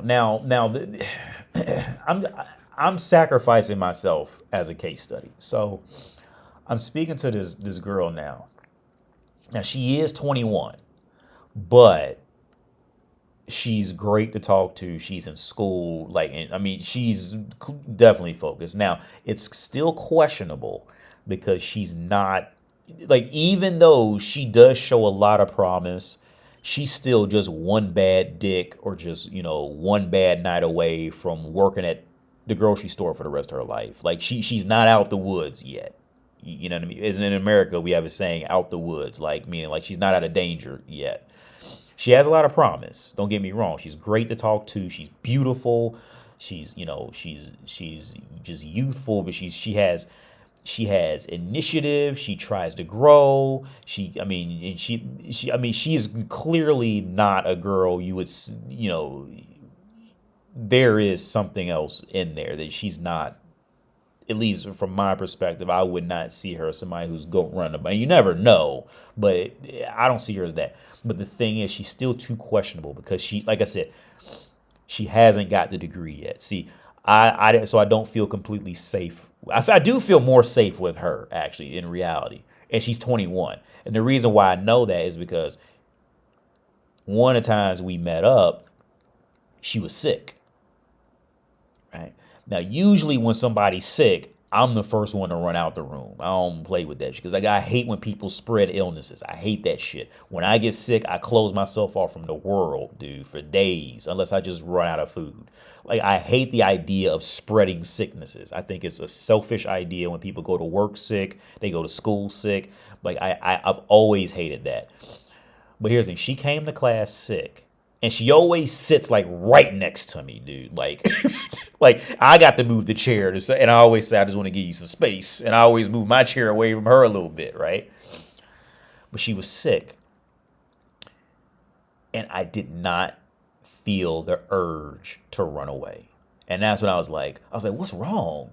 Usually, I want to run away from bitches when they get sick, and I'm just like, I'm completely comfortable as if. I don't care if she vomits. We'll just live it out together. Like, I genuinely didn't care. I genuinely felt safe with a 21-year-old girl. Like, I felt like, knowing what I know about her, she has a handle on things. There's not a sense of like drama or constant chaos with her. There's never been a sense of constant chaos or drama, constant panic, none of that with her. Never. Since I've known her, well, now I can tell you I've known her 15 weeks now. I can tell you that. But that's how long we've been doing this thing together, 15 weeks. And not one time have I ever felt like panic or anything with her. But again, even with all that being said, she's 21. She's not out there. Like, all she has to do is go out to a bar right now and fuck one wrong dude and end up pregnant, and she's working at a cash register for the next 10 years. Or some little shop or something like that, reminiscing about when she was in school. She could end up easily one of them girls. So she's not out there, and that's why she's still a little questionable. I do really like her, but she's still, perfect body. Perfect. These girls in my class, you could literally just like sit them in front of a camera and sell them on OnlyFans. Like, just like right now, you could just sit them in front of a camera, boom, sell them. And they would make money. All the girls in there are like that. Now, there's another girl, she's like 30. And I pretty much sniffed out where she was after about the first month. She's older. She never did anything with her life. Whenever we talk, because the girl that I like, she's friends with this other girl, and they're all hot. They're all just completely sexy, but they're both in school together. They're taking the same program, so we would always walk and talk about their program, and I'd tell them like, yeah, like, I was in, like, I remember when I had to take that class, and so we would talk about universities. But the 30-year-old girl, she would always run away as soon as we talk about college. She would always just take off running, like she didn't even want to try to talk about it. So I pretty much sniffed out, yeah, she's insecure. That's what that is, and not in a cute way. If I was like 30, I would think it was cute. At 40, it's not cute. It's just that screams to me she's gonna be there's gonna be a constant problem with that. That's the other reason why I say I'd rather I would say date a woman with a master's degree or up, especially from my position, because since I'm in this field, right? If I date a woman who does not have education, that is always going to be a problem. And this is a really sad situation because the person who does not have the education, they're always going to be insecure about it. And it's always going to come out in some awkward way of comparing themselves. It's always going to be this really awkward situation. Because at first, the first couple rodeos, it's fun to kind of be the guy who's finally above the woman. But in reality, that insecurity is just not you can't build a partnership off that. If there's always constantly, if that person is so afraid of becoming inferior to you, kind of thing, like it just doesn't. You're not gonna make it's gonna be very hard to truly conduct a real relationship. So with that 30-year-old girl, I sniffed that out. I think within the first month, that yeah, like, and there was other signs along the way, but that had confirmed it. Like you don't really want anything to do with that. She looks great, but you don't want anything in terms of a partner. You don't want anything to do with that. That is still wishy washy. No, that's not. It's just not worth it. You want a woman who has some sense of foundation and structure and looking to the future in some way. Because if you don't, you're going to end up. If you don't, you're going to end up pulling her along, and it's going to do nothing but drag you down. Because your presence to her is always going to be a plus because you're the better one. She can show you off to her friends, or she can look up to you when she feels like it. But for you being a leader, it's going to do nothing but drag you down. That's all it's going to do.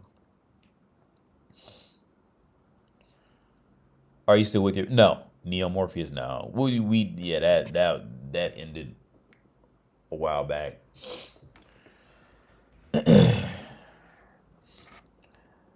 Because that was one thing me and a Ukrainian dude I was talking about earlier. We were talking about that. Because he was saying, because he was showing me pictures of his family. He's one of the Ukrainians that had money because he grew up in New York. And, his family live in them houses that you see on like Instagram type of shit. Because he texted me because he's in Florida now, and he was watching the Bengals game. And he sent me a picture of the Bengals game. But he was saying out there, like the Ukrainian girls, and he said, once you get to those villages in Ukraine, like they don't care about driver's license. Like anybody, you just get in the car and start driving. They just don't care.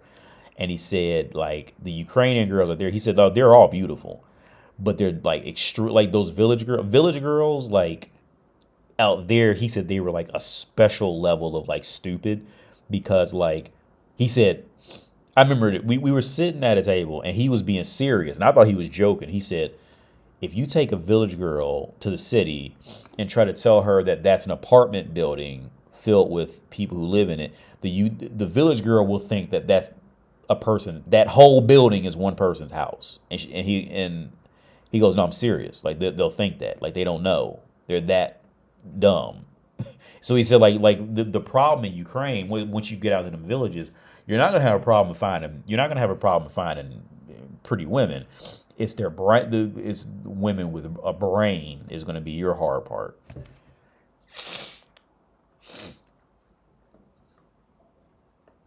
And yeah, I would say stay away from village girls. Village girls. Here's the thing. In my experience, because my ex-wife was a village. Pretty much every woman, most of the women because I lived most of my time outside of Prague, so I was around village girls. See, in the U.S., when you go to any major city, most people who were successful in that major city were from like Wichita or like, you know what I mean? They were from Coleraine Township, or they were from like some little small areas, and they just went to like University of Telesco and got a bachelor's degree and then got a job in New York City in Manhattan, right? That's how a lot of people end up in these places, in these higher up jobs there. They usually weren't born and raised in New York City. Whereas in my experiences, pretty much once you leave the U.S., that dynamic goes away. Okay, mostly because in America we had that white flight situation where the white Americans thought they were too good to live near colored people and Europeans. So like the white Americans, they would move outside the city and just build little things along the way to their house. So that way, like so in America we have, you can live in the middle of nowhere and make great money in the middle of nowhere. Whereas that concept really isn't as popular in Europe like that, because since they never had white flight, everything's still concentrated severely in the city centers of most European countries, or like a major city. They don't have, because they never had that white flight situation. So you don't have anywhere near the amount of like village girls or guys mentally developing in a bigger way. It was really sad because it had been so long since I've been to a village. And this wasn't even a village for real, but it was pretty much a village. When I went to renew my passport. And I went to go get my new passport. And it was one in industrial zones. One of them it wasn't even an industrial, but it was an industrial area, right? And I'm from Ohio, so there's a lot of industries, sprinkled throughout Ohio. And I hadn't seen an industry area in like 10 years. When I walked through there to get to the area to where I had to pick up my new passport, like it was so sad. Because I was just thinking the whole time, like, when somebody would just look at me, right? Like one of the workers picking, carrying some pallets. Like I remember doing those jobs, like when I was 20. Like I used to be that person, right? That person who has no real hope for the world, no real hope for, for doing any better. I remember being that person, right? And it was just really sad, like, just like the way they would look at me, like the way their eyes would just look at me. Like I remember having that look in my eyes, right? That like that weird sense of like, I hope they could be a friend. I don't have anything to really hope for at home. All I got is drinking beer. I remember being that person, right? And like I remember just walking like all the way down this hill, and I'd walk like around this like some type of building, and then they were working on buses. I remember, and it was this really weird setup. I had to go get my new passport in there, and just everything just reminded me of Ohio, but it's in Czech Republic, And I remember because when I got the passport, I had to use my translator, and the woman, she pulled out the translator, and it translated to like, go walk your dog and passport. And I just started laughing, but I couldn't explain to her why I was laughing because she couldn't read English, but she clearly didn't say that in the translator. But anyway, but I remember that, man. And oof. No pretty women. Of course, no pretty women's going to be there because pretty women are going to go where the money is.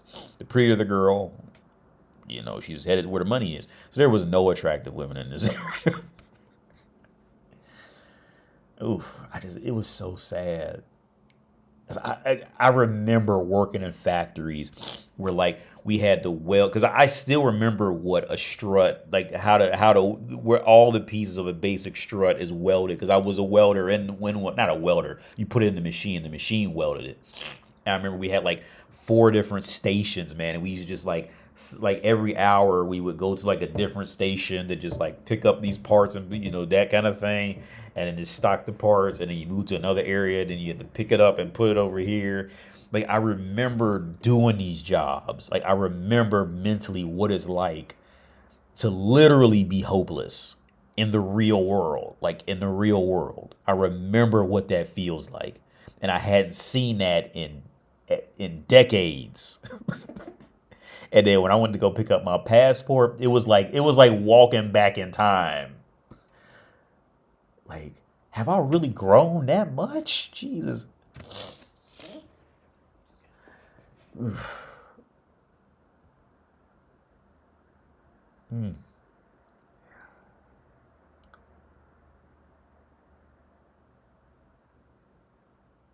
To just not have any hope like that in the real world. And when I say not have any hope, it's because what I really mean to say is not knowing what to do. Because like now, like let's say if a genie came and was just said, "Hey, Wendell, you just got to do this job now," Bing! And now I'm over there with the construction hat. Like I know exactly what to do to get the fuck out of there, right? As soon as I would, boom, and I'm wearing the construction outfit, I'm on my phone immediately. Get me out of here. I know what to do now, right? But like, I know what it's like to be in that culture and you just don't know, you don't have any confidence in what to do. Even if somebody tells you, you don't have confidence because you haven't done it yet. Or you think, I remember I used to think everybody was better than me. I never would have thought I would have graduated from college one time. Right.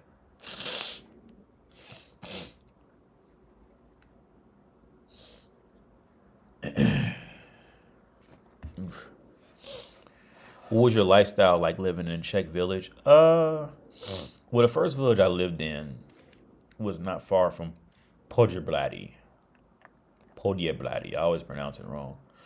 But we lived in a house. Um, well, back then I also could speak literally zero Czech, so it was a completely different experience than it would be now. Because I can speak some Czech and read signs and shit and get by. And also now the younger kids are speaking English a lot more, so it's definitely more accessible on both ways than it was 10 years ago.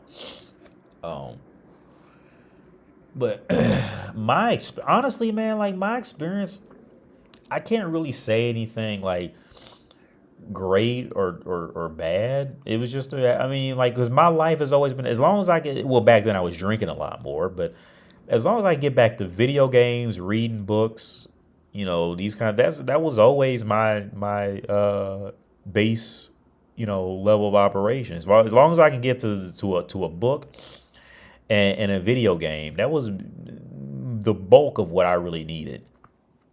So I really don't have much to say. The only hard parts was like realizing what I had done, realizing that I'm not in America. I'm not even in the city. I'm, 20 minutes outside the city in a place where I don't know anybody except this girl I just met. I didn't drive a manual transmission at the time, so I couldn't even drive a car if I wanted to. It was just like, oh my God, what have I done kind of thing. I guess I just got to ride it out. But now I don't like, I didn't have anybody to ask questions on what to do because I didn't know anybody. So I was just, I was alone. I didn't know what to feel. Was it normal to feel this way? Was it normal to feel that way? I had to just learn it. There was, like I said, this was 10 years ago. So like the internet was not the place it is now. I mean, it was still there. Like Facebook was still popular, but it wasn't like how it is now. Um,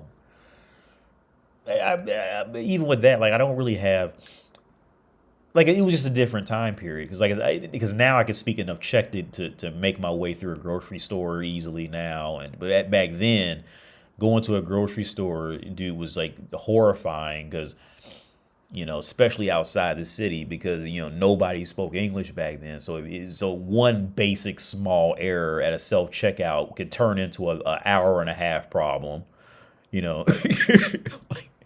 So I just hated going to the grocery store. Um, have you finished? I haven't finished reading any. I can go grab some that I'm reading now. I keep taking them out of my book bag because I carry a book bag now because I take my son to school, and just in case he pees on himself or pukes on himself, I got extra diapers or underwear, socks and shit. So I keep taking the books out. I can go grab a couple in the other room. I can show you what I'm reading now. I'll be right back.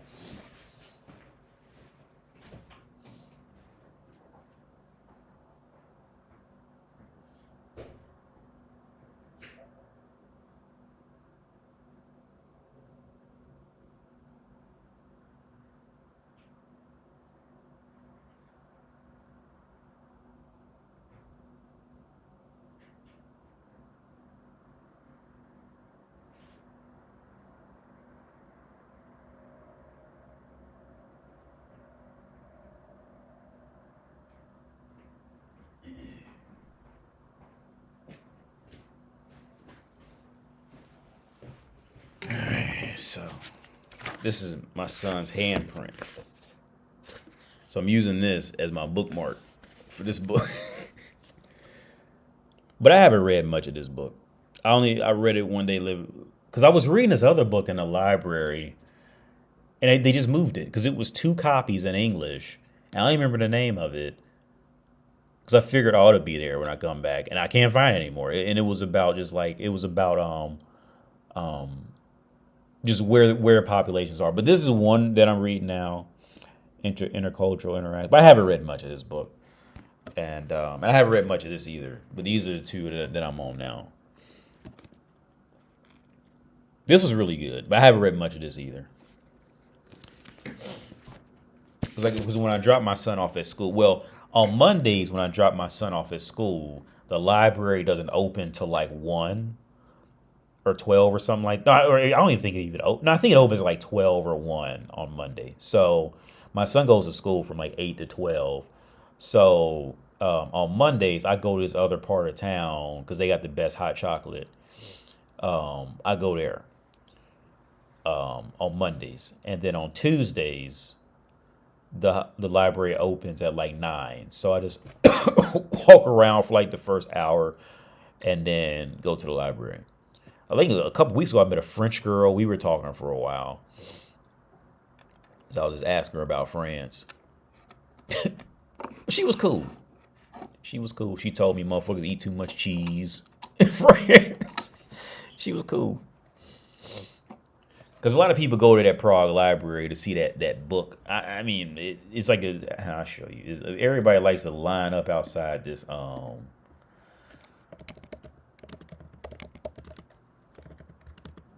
I don't know what to call it. This thing. It looks a lot cooler in pictures. It's like this book. They call it a book tower. I don't think it's very interesting. I always just like walk right past it. I don't even care. Like, I've never taken a picture of it. They just stacked a bunch of books up and so I go in, that's entrance right. I just walk past it going, there's a door like right. Uh-oh. What I just did? Off to the side. I just go in the door. But yeah. And then Wednesdays I teach on Wednesdays, so I don't take him to school. I try to pick him up from school with his mom. Well, half the time she don't take him. That's a whole other issue we got going on right now. What's up, user? RJ2ZM? Was your ex-wife a village girl? What was her mindset compared to your baby mama? Well, in reality, both of them are about the same. Well, here's the thing. In reality, my ex-wife was really worse than my child's mother. But what hit it was the fact that my ex-wife had literally just stole a house from her ex-husband. So she looked like she was a lot better off for real. But like, if she was like, if she hadn't have stole that house from her ex-husband, she would be probably the same or worse off than my child's mother is now. Because my child's mother, she doesn't have that family. Like, her family doesn't, have anything of a lot of value and all that. So she's just a regular girl.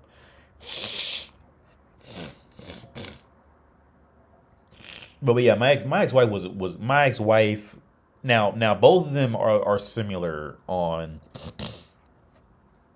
Both of them are similar with being a village girl who ran to the city in the wrong way. For example, okay, so earlier I was talking about the 21-year-old girl. Now, she's from Chescalipa, actually. We talked about it because we actually laughed about this. When I was talking to the 21-year-old girl, I lived in Chescalipa when she was living there, but she was 12 years old. She was 12 years old when I was living. And I probably see, because we were talking about the same areas and everything. We knew the grocery stores and everything. Like, literally, we talked about all of that. But she was 12 years old when I lived in. So for any man out there who was like 30 right now, your girlfriend is probably 12 years old right now. So you got to... Your future girlfriend is in fucking 6th grade right now if you're 30, okay?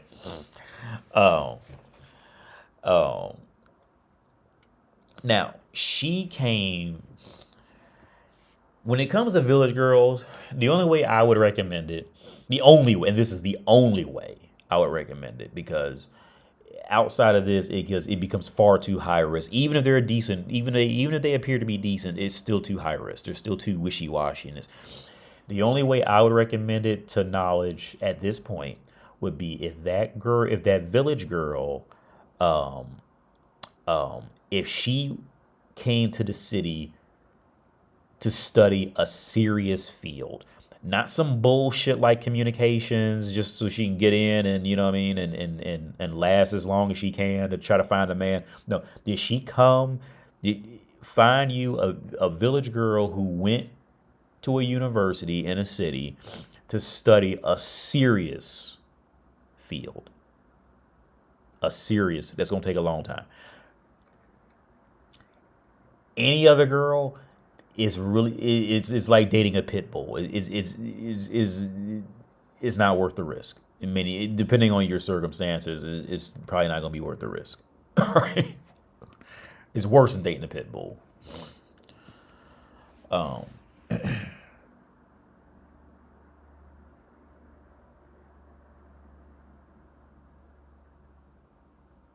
My ex-wife and my child's mom were the same, because they both came to Prague with no way to possibly sustain coming to Prague. To properly sustain. They had both of them did that. They came to Prague with no education. Okay, like I was telling my dad, when I went to New York City when I was 20, I really wanted to stay in New York City. I really liked it. But I had no education. I had no skills. I was just a dude. I was just a 20-year-old dude, you know what I mean, who just existed, right? And I remember I asked a woman at Duane Reade. I still remember it very clearly. I don't know, I doubt it's still there now, but there was a Duane Reade in Times Square. And I remember I went in there and I asked for the supervisor, and it was this black woman. And I told her I wanted a job.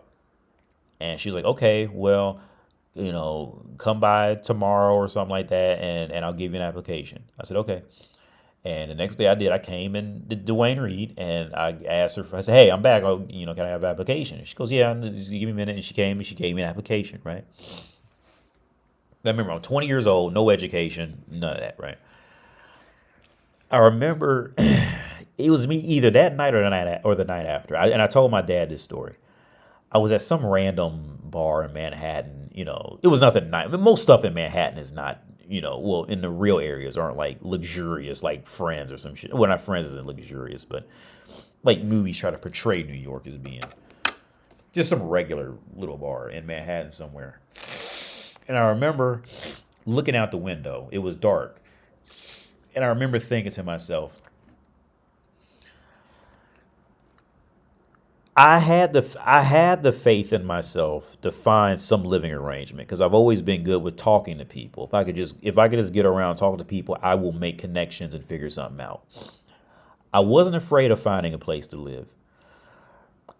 I wasn't afraid of staying there. I wasn't afraid of working in Times Square. What I was afraid of was being 20 years old, no education, no job, no education, no skills, and I'll be working in essentially Walgreens. Duane Reade is literally Walgreens. If you don't know what Duane Reade is, it's Walgreens. I'm gonna be working in essentially a glorified convenience store, making, if not minimum wage, not much more than minimum wage. So in a place like New York City. So what the hell is that? So I'll be fucking in New York at that rate. I'll be living hour to hour at best, right? Not even month to month, like hour to hour in this situation. And I would have to call my dad for help with my rent. That would probably be more than his mortgage payment on a house in Ohio. And I said I couldn't bring my dad into that. I can't do that. And I never gave her the application. I just cut it off. She was nice, but I just cut it off. Because I did not have a way to sustain New York City. I did not have a realistic way to sustain doing that on my own, right? without dragging other people into my bullshit. Now, what my ex-wife did and my spouse did now was the opposite. And partly due because they were just, because they were young, pretty women, and they thought, and so they never really had to like fully give anything deeper thought outside of their emotions. So like they never really had to like seriously think about bad things like that, like not bad things, but just like, shitty realities. So you get a lot of women like that. They'll just go to cities and just make up like show parks full of them.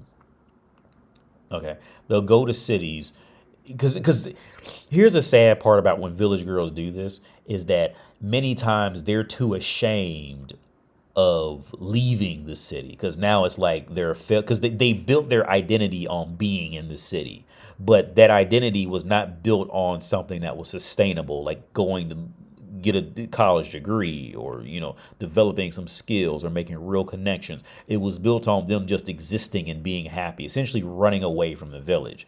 So what happens is these girls end up in a really sad position, and you can usually always tell the ones, especially when you go to stores like IKEA or something. You can easily point out the ones in different phases of that road. Like, of that failure road. Like, they like coming to the city is really hurting them, but they don't want to leave the city because if they leave the city, they're afraid that people are going to look at them and say they couldn't make it in the city. And since they never built up anything else in the meantime, all of their self-worth is in that image. So in reality, what ends up happening is they really end up hurting themselves by trying to maintain an image for people that don't even care about them. And it's a really sad situation. It really is. Now, I'm on the other side. Like, I never had an issue living in, actually, I liked living in villages. I never had a problem. But the longer I've been in Europe, the more I've seen that happen.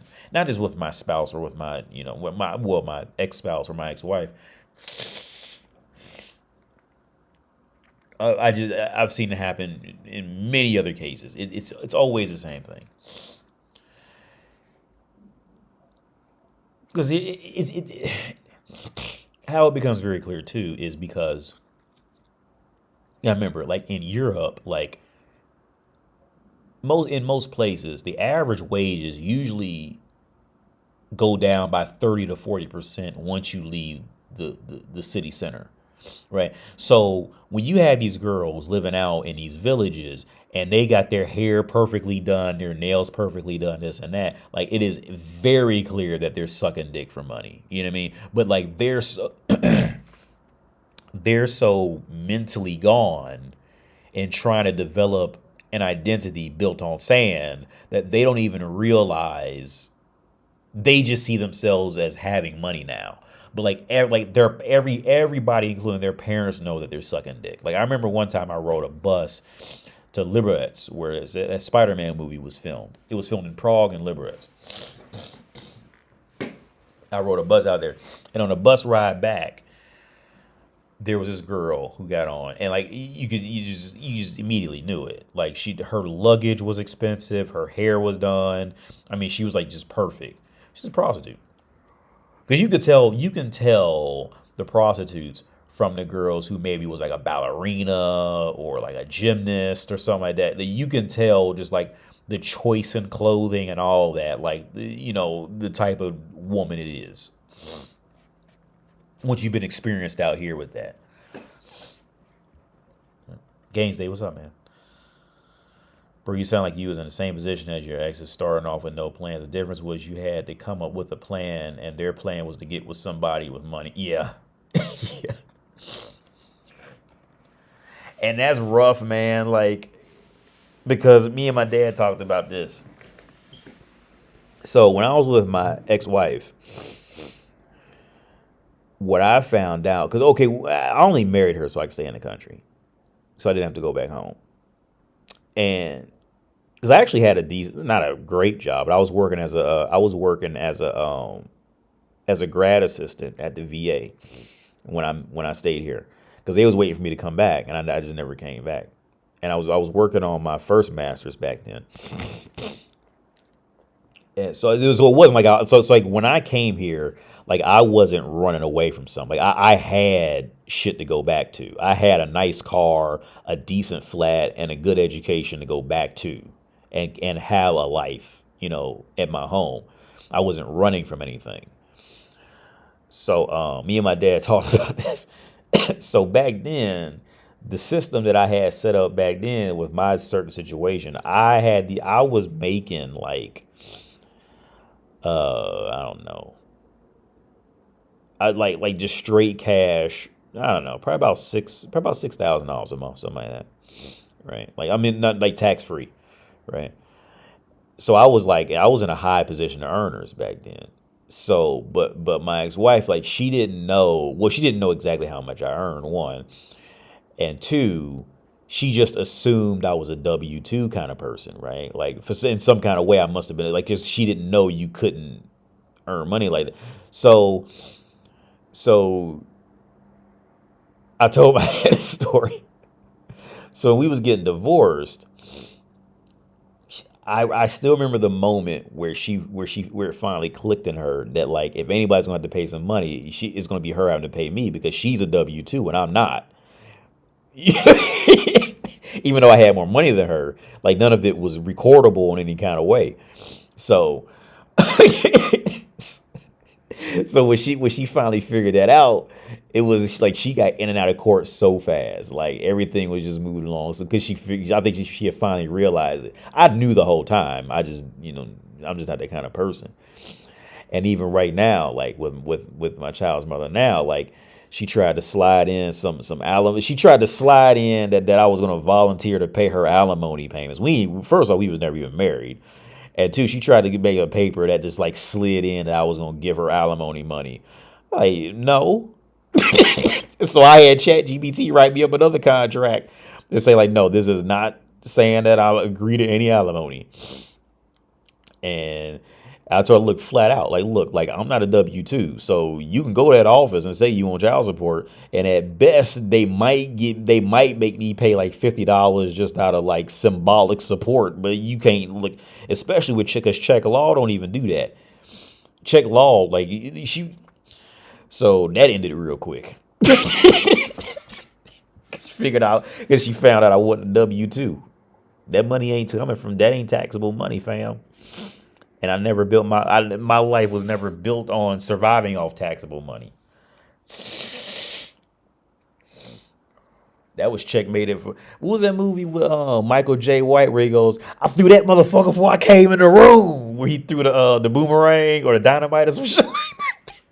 Like I had that motherfucker checkmated from before when I walked in this room. But it'd be sad when they figure it out that late, because I know this other girl, the one who has the baby daddy in America, and she figured that shit out the hard way. Cause she got with a black dude in the military, right? We still friends. We talk to this day. And she told me how yeah, he's like behind like $20,000 in child support, and she can't get it out of him. And get this.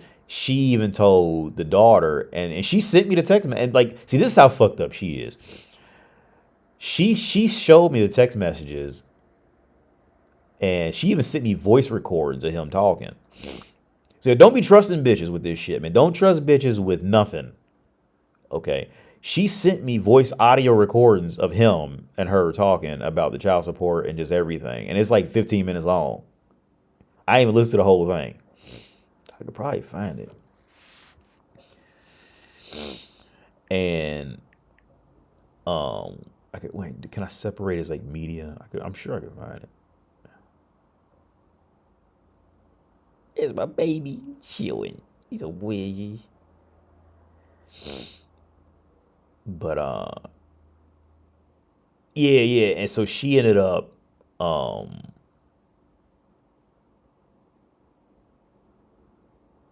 that's my son with the headset. This was yesterday, a couple days ago. Can I play it? That's him yesterday. Looking at his hand. Is it playing? I don't know why it's playing that music.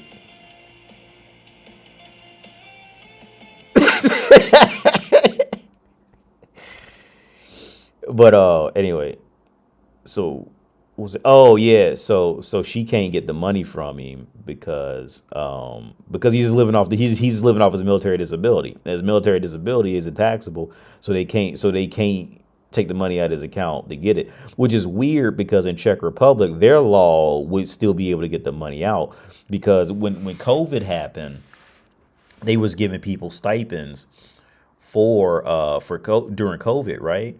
Well, in Czech law, when they direct deposited them stipends, there was no legal way to tell what was like the money that people already had and what was the government stipend. So so like companies were just taking the money out their bank accounts, and so people so nobody actually got the stipends from COVID in Czech Republic because of that. Very few people actually received it because of that law. Because I knew 3 people who suffered from that. One of them was a girl I was dating at the time. Because she owed like T-Mobile or some shit like that. Phone company.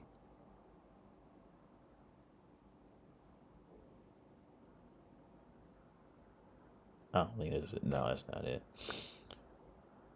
There's a bunch of pictures of my son. That's when he was born.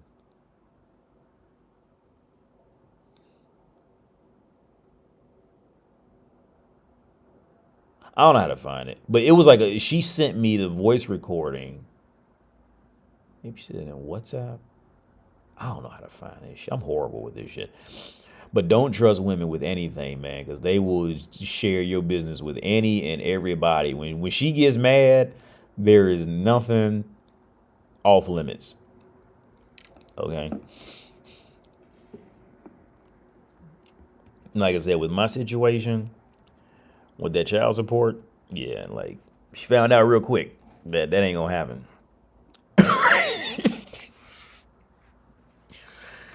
That shit was checkmated before I walked in the room. You just didn't know that. That wasn't figured out yet. That's when, remember that one Asian dude whose wife took his son and all that shit? And he had to go back to work because she put him on child support. That's fucked up, man. I feel sorry. I'm laughing. I think his name was like Tech Quickie or some shit like that. He was like an Asian dude. I can't remember his name, but he had a bunch of money saved up, and she got him from child support, and he got to go back to work. It's fucked up.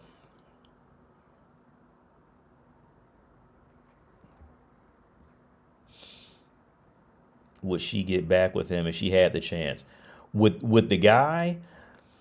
See, okay, here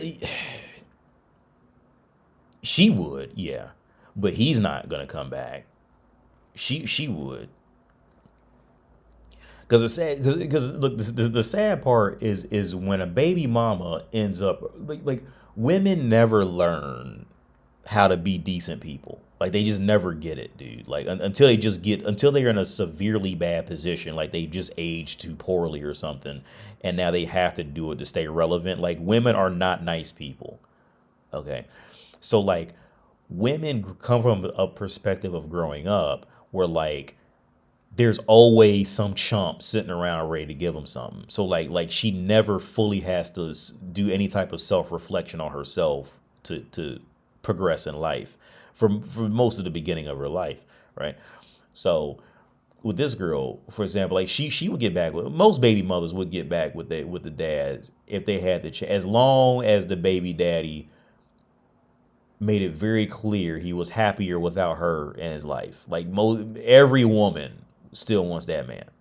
Now, when the baby's daddy's like pathetic and all that, what you see? Yeah, now she don't care. But like, if the baby's father is like clearly happier without her, every woman wants to get back with that man. All right. But the sad reality is like, since women never fully learn how to be decent humans, they never learn how to self-reflect. They never learn how to how to just accept that they could have been wrong or whatever. Like they never learn. But by the time they finally have to learn it, it's just extremely oppressive at this point to even think in these routes of becoming a decent human. So most like with this woman and like my child's mother, they'll just get more bitter and more mad. And it's like, even if there's a time you might think you might can deal with them again, they'll just have a horrible emotional outburst that'll just ruin it, right? Because in the woman's mind, she's doing it like women and men, we flip the scripts. So like, remember like when we were younger and we wanted a woman, like we would do anything to get the woman's attention. Even if it was causing a problem, whatever. We just wanted that attention, and it never works for the most part. And once you're like desperate in that mode, it never works. Women do that once they get older. They turn into that once they age. So like with the girl I'm talking about, like she doesn't see it. Like now she's mad at him. She's told the daughter about the child support, and now the daughter's asking him for money, which is a horrible move. It's a severely irresponsible. To invite your children into your financial issues like that, there's just a terrible move. But when women get mad, it's over. You don't think. There's any way they can get attention, they'll just do it.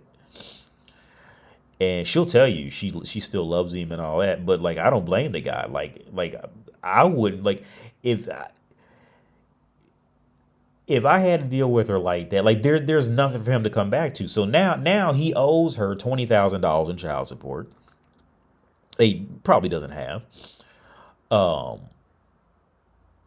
She did literally nothing with her life in the meantime of that, except sit around and blame him for not paying her child support. So that's now showed him that she has no independent qualities for her, as an adult. So there's nothing to look forward to coming back with her with. She's mad at you. Your own daughter's been turned against you. There's no point for him to come back. There's no reason for him to want, for any man who's even close to mentally healthy would stay the hell away from her now.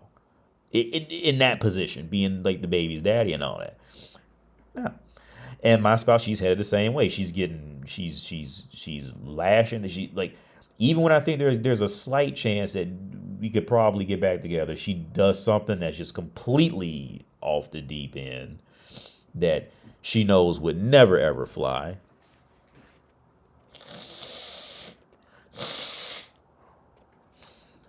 The last thing she did was last night. I was talking to her about doing something for me. And all of a sudden now everything's difficult. Like I can't get her to do anything. I said, okay. Like I know where it is. Like because women, if a woman wants to do something, she's gonna do it. Okay, ain't no difficulties in there. If a woman wants to do something, especially for a man, like she's just gonna do it. There is no difficulties because women know when they're being difficult. So I said, okay. At this point, either you're either hooking up with some dude and you're trying to run me off, or you're just genuinely unprepared for life as an adult. And she said, go fuck yourself. And hung up. Right?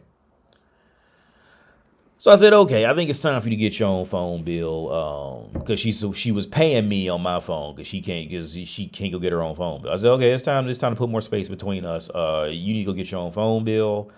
You need to go figure out your own life, and because this ain't. But because the reality of it is, she's just gonna get more mad and do something else even more stupid to get my attention. I remember she told me she wrote my dad a text message. Like, I don't know why you wrote him. And I talked to my dad about it. And she's so fucking dumb. Like, women get so fucking, they just turn so fucking stupid. Like, once their brain clicks on in this mode, like, they just turn like, not even just dumb for a woman, but just like dumb as just like as an existence now. Like, my dad already knows what it is. Right? And even then, like, it's like it's just none of his business. And he knows it. Like, he just told her something just to get her off the phone and get her away from me. it's just, and here's the thing. I already know this is just not good. She's just going to get worse. It'll be something either tonight or tomorrow. It'll be a text message or a call or it'll be some page of writing or it's going to be something stupid, which is just making her much worse off, right? And it's really sad. Women's existence, like I really do feel sorry for women. I'm not saying this to be mean about it.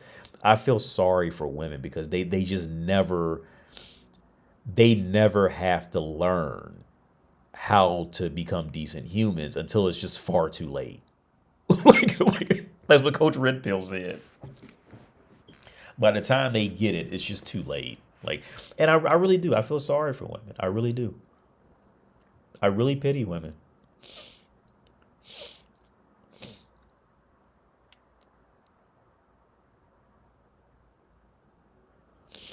I really do. I do. Because they're given too much power too early in modern times in Western countries. They're given too much power too early, far before they're ready for it. They're essentially just all rich kids. Like women is when they're like 20, every woman is born into being a rich kid, so they never have to learn how to do anything. But they all run out of money. Like they all go. No matter what, like they inevitably either they're going to die young or they're going to run out of money, right? Every now and then you can find some decent ones, but it's not common in the normal world. Some stupid woman on YouTube is talking about women don't need men, and then she says they only need us for money, and she said we only need them for looks and pleasure.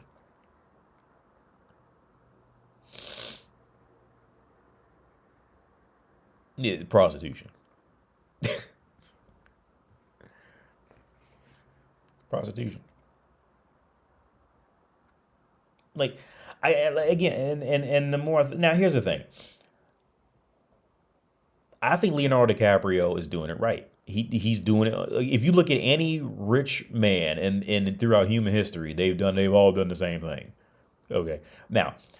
I was telling my Russian friend this because he knows this girl who I was thinking about. No, we like each other, but she's got a boyfriend right now, and we was talking about her, and he's still kind of throwing jokes. We still joke about her, but she's 28, right? He's 26, she's 28. Well, no, I think he's like 28, and as I've known him for a while, he's like 28, so she's got to be 30. Yeah, no, she's too old. I told my Russian friend, I said, look, most guys want younger women because they just younger and prettier, right? That's what they'll tell you. And I told him now I would say when it comes to physical attraction, there's many times where I do find older women to be more attractive. Older women, and here's my opinion is this: older women can 1000% be sexy in their own way as long as they maintain their physical health and they don't go on this dumbass tangent. You know how some women, they just go on this retarded tangent of like, well, I'm doing my hairstyle for me now. And it looks awful. Like it looks terrible. They go on this like, it's this subconscious rebellion because they know they can't keep up with 20-year-olds. So they just like destroy themselves kind of thing on a physical appearance level. And then get an attitude behind it. I'm dressing for me now, not dressing for your pleasure. This kind of shit, right? But if the woman ages, but if she keeps up with her body on any level, and she just is clean, she takes a bath, her clothes fit properly, 45-year-old women can look. Okay, she's never going to fully be able to keep up with a 20-year-old girl because there's just little areas about being a 20-year-old girl that is just so naturally perfect about them, right? A 45-year-old is never going to be 100% be able to do, but a 45-year-old could definitely be a sexy woman. Like that's not the unattractive part for me. The unattractive part for me in dating an older woman, especially you're talking about a place like Prague, is that she that older woman is going to start turning bitter and crazy because she knows she's aging, and she's going to start starting problems with that insecurity. That's why I would say his friend that she's at that tipping point where it's getting ready to start. She's a great looking girl. We both agree. Like, she has great genetics. I think she's from Kazakhstan. I always forget which one of them stands she's from. But beautiful girl. And she's got education. She's got a good job. Um, but she's getting too old. I think she's got to be about 30 now. And she's at that point where, yeah, see that bitterness is, she still looks good, but that bitterness is more than likely already up here, where you really don't want to be around. You really don't want to have to be around her for too long. That's why, and I think Leonardo DiCaprio is doing it right. Leonardo DiCaprio is doing it the best way a man can possibly do it. When they start hitting 25, 26, he's doing it in premium prime. Like, you know what I mean? Like, he ain't even giving it a chance to start turning bad. He's cutting it off, but he's in there when she's still healthy, and he's cutting her off before she starts to degrade. DiCaprio's doing it the best. He's doing it the best way a man can do it. That's my 2 cents on it. People love to hate on DiCaprio. People love to hate on Andrew Tate. And it's always the people who can't keep up with DiCaprio and Andrew Tate who hate on him. All right, that's who's going to be the ones who hate on him. Because if they really had to, they know they can't keep up with him. Okay, here's the thing. Any male who claims, who says they make fun of DiCaprio or Andrew Tate, show me their porn history. Show me their porn history. And that'll clear up all that. That'll clear up all that. Show me that porn history. If a motherfucker wants to make fun of DiCaprio, if they don't agree with Andrew Tate and being around them women and getting his money and cars and all that, show me that man's porn history and show me his hobbies and shit that he looks up to. The reason why motherfuckers hate Andrew Tate is because Andrew Tate got everything they want. That's why they don't like Andrew. That's why the men don't like Andrew Tate. And the reason why the women don't like Andrew Tate is because he gets the women that they can't be. That's why they don't like Andrew Tate. Ain't because his ethics or morals or he's a misogynist. No, it has nothing to do with that. So they'll find any reason to get on him, to make fun of him. Because that is envy. They'll say anything.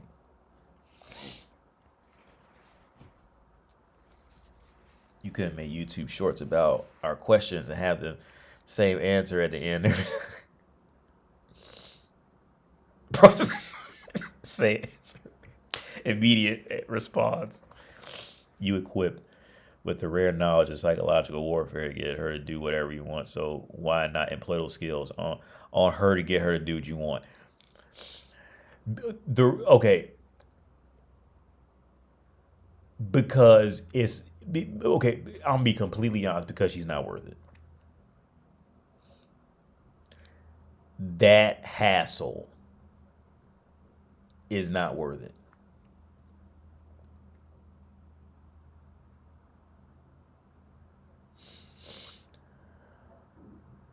What I'm looking for is a woman who's coming in with a certain set of standards and goals over a long-term period. That situation of getting her to do it for me and where my mind is at would do nothing but frustrate me. At 40 years old, at almost 40 years old, like I said, see, these roles flip. Men and women, it flips. See, at 20 years old, a man would happily take a fixer-upper, right? At 20 years old, let's use it in the context of cars. When you be like 20, you be like 15 and up. When you be about 15 to about 28, you will take a hot rod that you know was running to the ground. because it looks good and all that, right? And you can show it off a little bit, and, and all that, right? And you can fix it up and be looking at it, be like, yeah, I got it. I got the car to fucking not leak oil anymore. Yeah, you know what I mean? But when you start to get older and you get tired of doing that shit, like when you start hitting 40, you like, look, just give me the Honda Civic. That mother, I know this air conditioner works. I know the transmission is not leaking, and this motherfucker is on a warranty. All right, and it's new. So I ain't got to do the thing twice about this motherfucker, right? When you get older, some dudes never grow. Some dudes never turn into that. I won't say grow out of it because I don't want to phrase it like that. But some dudes never turn into that. I'm at that point now. I'm not looking for a fixer up. I'm not looking for that. I'm looking for a car that's already that on a foundation level. It's got a certain level of standards, and it knows what it is, and it's reliable. Right. Listen to any rich dude, right, who like, I think Bill Burr even said this shit. Like, he had some fancy sports car, and he drives his Prius more than anything because it's reliable. It's practical and it's reliable. And he just doesn't care anymore about how he looks or anything. But that's the best way. It's not worth it. I will pass up a hot rod that I know has been now. I will pass up a hot rod. I will pass up a fixer-upper at 40. I'd pass it up, 100%. At 40. At 20, I'd buy it, and live with the dream of what it could be and all that shit like that. 40 is not. I have other hobbies, other things that I'm doing in my life that I would rather spend time on fixing up within myself, instead of fixing up a woman.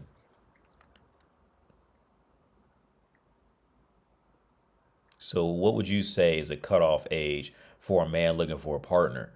Well, it depends on plenty of factors. It depends on factors, man. I don't want to say just young women, but it really depends on, because older women could be fine. Again, in my opinion, older women can be fine if they have shown signs of long-term planning and thinking and personal investment, right? That's where my master's degree and up thing comes from. If a master's degree and up, I'm not saying that's like the only way you can tell, but that is that's a good way to tell if the person had a sense of a sense of long-term thinking and planning that they didn't even have to do. They just wanted to and stick with something. Because the bachelor's degree, they start getting washy. From bachelor's and down, it's just too wishy-washy. They're just jumping ship to another, at the blink of an eye. You're too wishy. Those people are just, they end up too wishy. Generally speaking, it's a high risk for a woman. For a woman, it's too high risk. Men usually kind of understand it at younger ages, loyalty, devotion, these things. But women, no. So you say the cutoff age, it just depends on factors, where her education level's at, where her brain's at, has she shown signs of producing anything on her own? Has she shown signs of genuinely working towards something that has delayed gratification into it, that's not revolved around drama, that's around something that is actually transferable in the world in some kind of way? These are things you want to look for. As far as the age, I really can't give an age cutoff, honestly, because it's just too many factors in there. Now, I would say Leonardo DiCaprio up front is doing the right thing in terms of just the base core, just existence for a man and just running around. He's doing it pretty much the best way a man can possibly do it. But if you're looking for a partner, I can't give an age cutoff because there's just too many variables. I'll try to simplify it though. If she's over 25, and she has a master's, I say she's still potentially okay. If she's over 25 and does not have a master's, throw it out. Or she's not in the process of going to get her master's, throw it in trash immediately. Done. Or just rent her for a while. Have fun with her body and then gone. Fast. Because these women look good up front, but they'll break down over time. They look great up front. They're like Alfa Romeos. That's exactly it.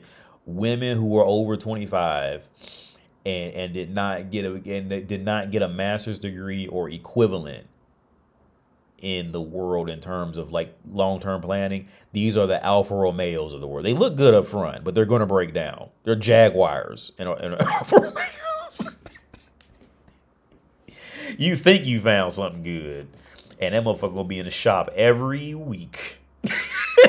Give it time. That motherfucker's gonna be in a repair shop every week, and you ain't gonna know how you gonna get to work fucking with that shit. But it looked good. Look good. It looked good sitting over there on that flatbed. That motherfucker is gone.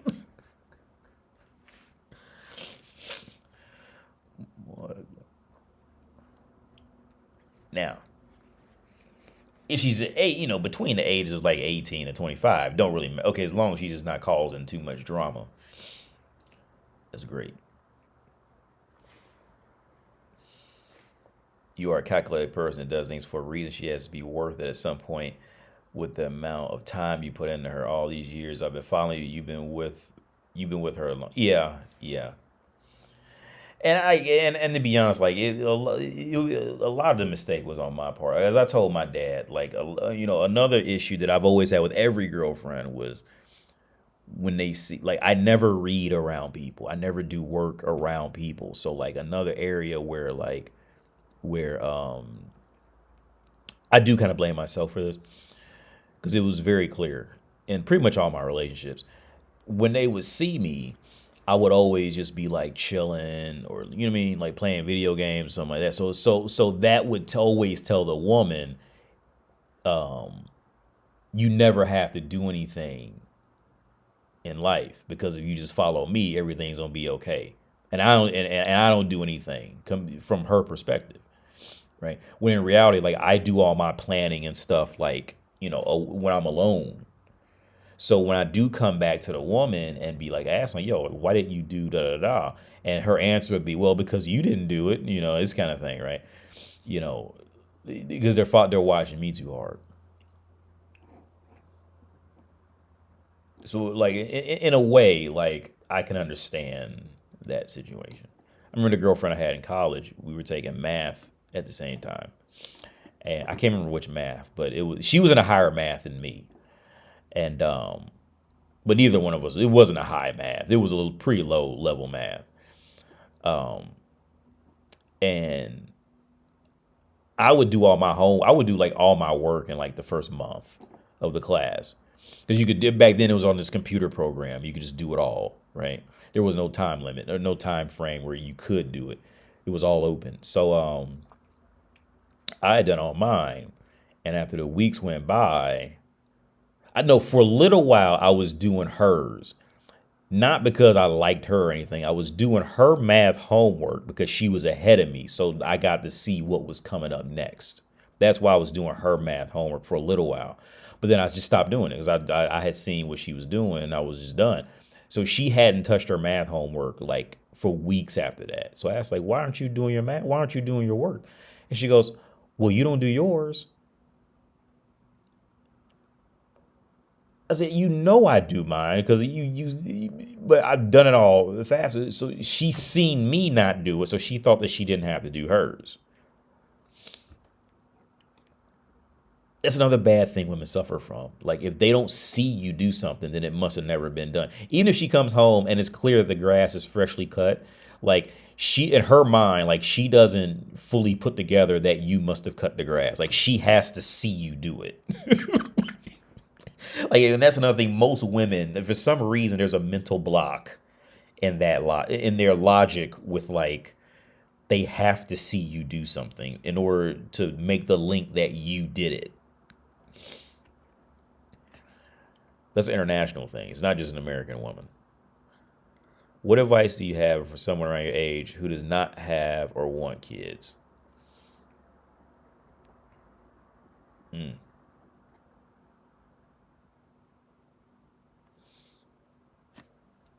I don't have any advice, man, because my advice is going to be extremely contradictory to your philosophy.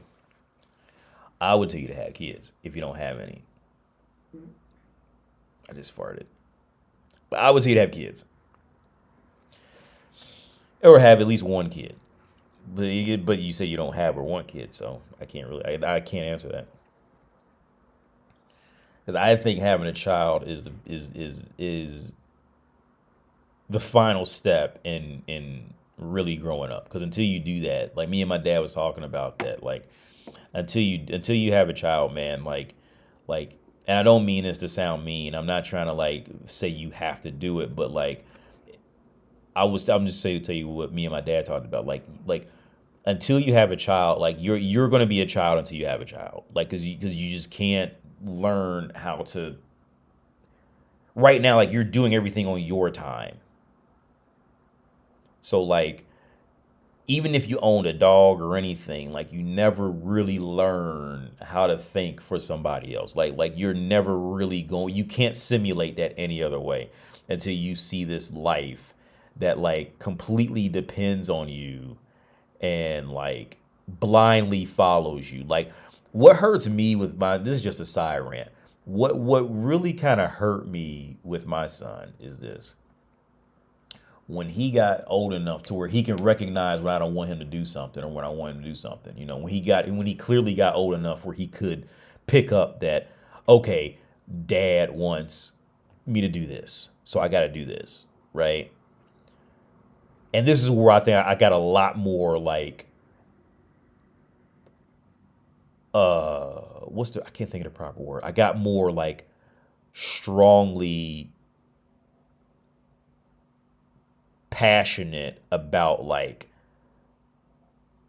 like pedophiles. Like I was like strong, like I started to be like, okay, now I get it. Like why guys say they should kill pedophiles. Like I get it now. I 100%. Because at first I would try to rationalize on a psychological level, but I get it now. Because once you have a kid, right, and you see like they don't know shit, dude. Like these motherfuckers, like a child doesn't know shit. Like, and he has to learn from the ground up everything, right?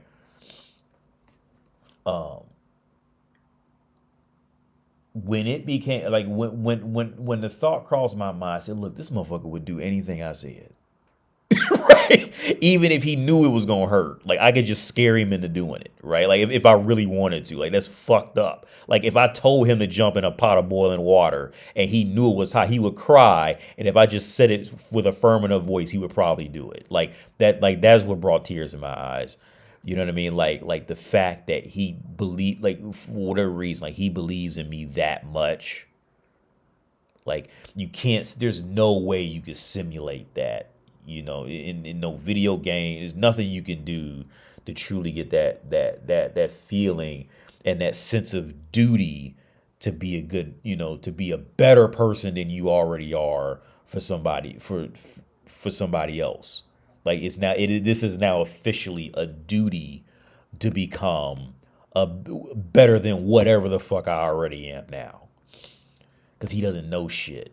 He's just a blank slate trying not to get yelled at. You know what I mean?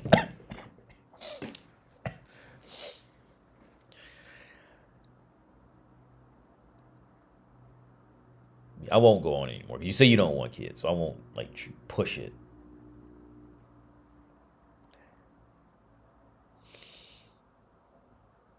How do you get over the nostalgia of being the same generation and watching the same TV? Wait, what's this? How do you get over the nostalgia of being in the same generation, watching the same TV game? I don't understand that question. In the same generation is maybe I'm tired and sick. It's probably me. How do you get over the nostalgia of being in the same generation, watching the same TV? You mean like the generation? I don't know. Can you reword that phase line? Because maybe I'm probably just tired and sick still, and I'm fucking up. You mean same generation as like my son, or I don't understand. I agree and laugh when people say, "Oh, I know what it's like to be a parent because I have a little brother." Yeah, yeah. Well, I've never had a little brother, so I can't really speak on that. I've never had a little brother. But if I had to guess, like even with a little brother, like deep down, unless your parents were dead and there was no adult, like deep down, like you would know that like the parent is like is a solid backup from anything you would do. You know what I mean? Like you would still have this like subconscious like comfort in that. But when it's like your child, like they like you know what I mean, like I said, and by the time they get to the age, see, because there's a lot of people who throw their kids off on their grandparent, on their parents and shit like that, right? So like, um, I would say for the most part, like these people would never, like them Brittany Renters, like there's a lot of women who do shit like that. Like they'll never know what it's like to be a parent because they just throw their kids off on other people. But for people who don't just throw their, like, okay, they don't see their kids as an inconvenience, right? And I'm not gonna lie. At first, I see my son as an inconvenience, right? At first, because because he was new, I didn't know anything, and he just cried all the time. At first, it's an inconvenience, but when they start to get older, you can do stuff with them. Now, it's not an inconvenience. It's like that's my little partner right now. Because we can walk around the city together. He just it's really the little things, right? It's like we'll just be walking because when he was younger, he had his no. When they're like too small, they just have no sense at all, like nothing, like no. But like now, we'll walk down the street and I could just not even look and just reach out my hand and he'll just grab my hand, right? The way that he'll just just like not even question, like running and like grabbing you when he's scared or like it's all those little things that just completely change you as a person and your perspectives and thinking and these kind of things like the way they just don't even question it. I still remember the first time he because you gotta remember because he when mommy's around I don't exist anymore. He don't even want to touch me when mommy's around, which is understandable. That's mommy, right? But when it be me and him walking around, I remember the first time he freaked out because he was always afraid of dogs. And we was walking to the train, and this person had a dog, and he just like he was walking like he was fine, and he seen a dog, and immediately just ran and grabbed my leg, like it was just a strictly as visceral as a visceral is that the right word to use, visceral reaction. Like he didn't even consider a thought, like he just did it, you know. Because up until then, he's just a crying snob. He was horrible. He was terrible as a small baby. All he did was cry all the time.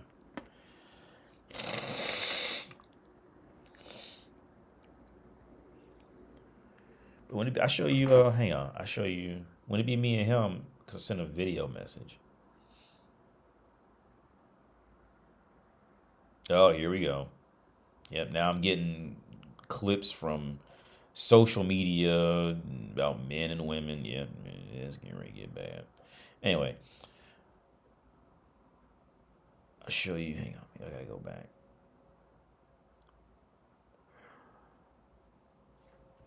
He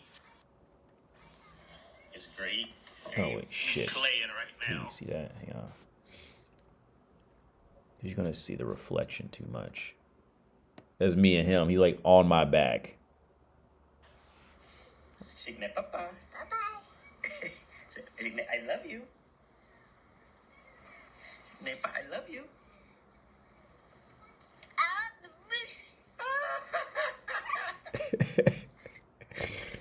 He's like my little partner now. But oh my God, dude, like I cannot wait till he gets older because I'm gonna tell him how horrible he was as a baby. He was terrible. I can't wait to embarrass his ass when he gets older. He was terrible. He is going to know how bad he was as a baby. I cannot wait. I'm saving up them shotgun shells now.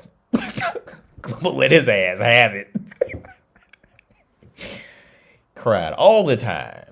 I mean, he cried when he was asleep. He cried when he was awake. He cried himself to sleep. When he cried himself awake.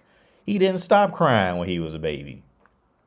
And people talking about, yeah, we just took our 6-month-old to our family get together. There was no way I could have took him to a family get together at 6 months old. It was impossible. He would have threw up all over everybody, cried the whole time until we took him back home, and cried when we brought him up here. It was horrible. And then cried all night. His only language was cry. That was it.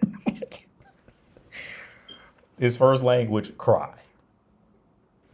He cried just to hear himself cry. Just cry.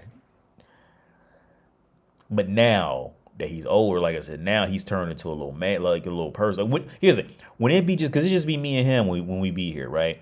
I done taught him because I don't take off nothing for him. Well, I gotta unzip his sweater sometimes. But he puts his clothes where like if you were to come in this flat when it would just be me and him, like you would genuinely not, there would be no way to even tell, except for you would just see like this shit like sitting up here. But like so another thing he used to do was, with his toys, I keep his toy box over there on the side of the couch, right? This toy box, he would always just take his toy box and just dump out all the toys on the floor, right?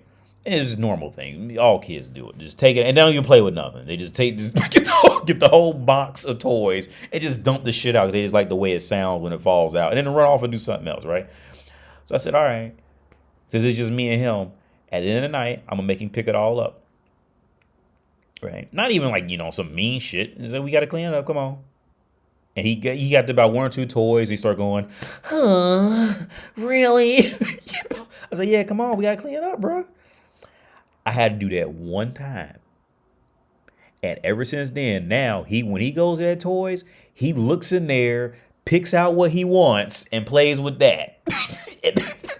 So now, by the time the end of the night comes, we don't got to clean up no toys.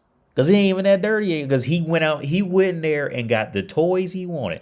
I could say the exact toys that he wants. He wants the trains. He wants all the tracks that look like this and his trains. And these are 2 trains he wants to take with him when we walk to school every morning. It'd be cold as fuck, and he walk around with the mittens I bought him. I bought him some mittens, and he just carried the mittens with this little scarf and all this shit on. And we walk to school like that, all the way up the street with this little train. These are his 2 trains that I always have in my pocket when I take him to school. And yeah, that's what we do.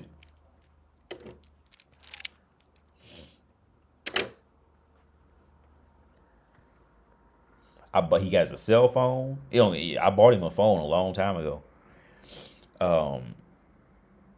He's never like overindulged in it like crazy. Even when I let him use my iPad to play Paw Patrol games, he's never he'll play it for a while and then just gone off to something else. So far, I haven't had any issues with cell phone time or anything like that. I've always been like that. Even when I had dogs, I've always heard stories about when people own dogs, that they can't leave food out because the dog will just eat all the food. No, man, every dog I've owned, well, I've only owned 2 or 3 dogs. I've never had that issue. I could just leave the dog food out. They would eat as much food as they wanted, and they just walk off and do something else. Luckily today, now I will say this, when he was a small baby, he would overfeed himself. He didn't know when to stop. And that lasted maybe it didn't last long, but that was the first time I had ever experienced that, where he would just keep feeding himself until he threw up. But he didn't last long with that at all. That didn't last very. If my memory serves me right with this, that maybe lasted 2 months max, and it wasn't like a consistent thing. He would just keep eating until he just threw it all up everywhere. He would throw up a lot when he was small.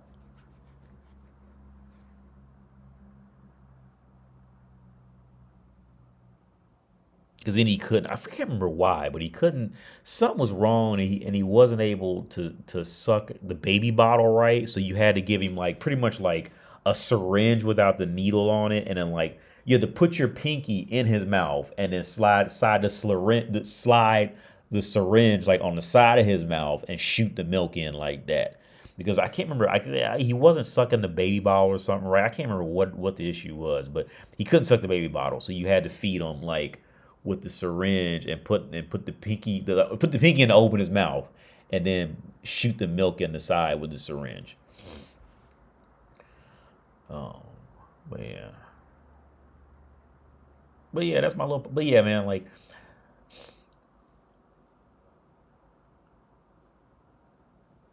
it.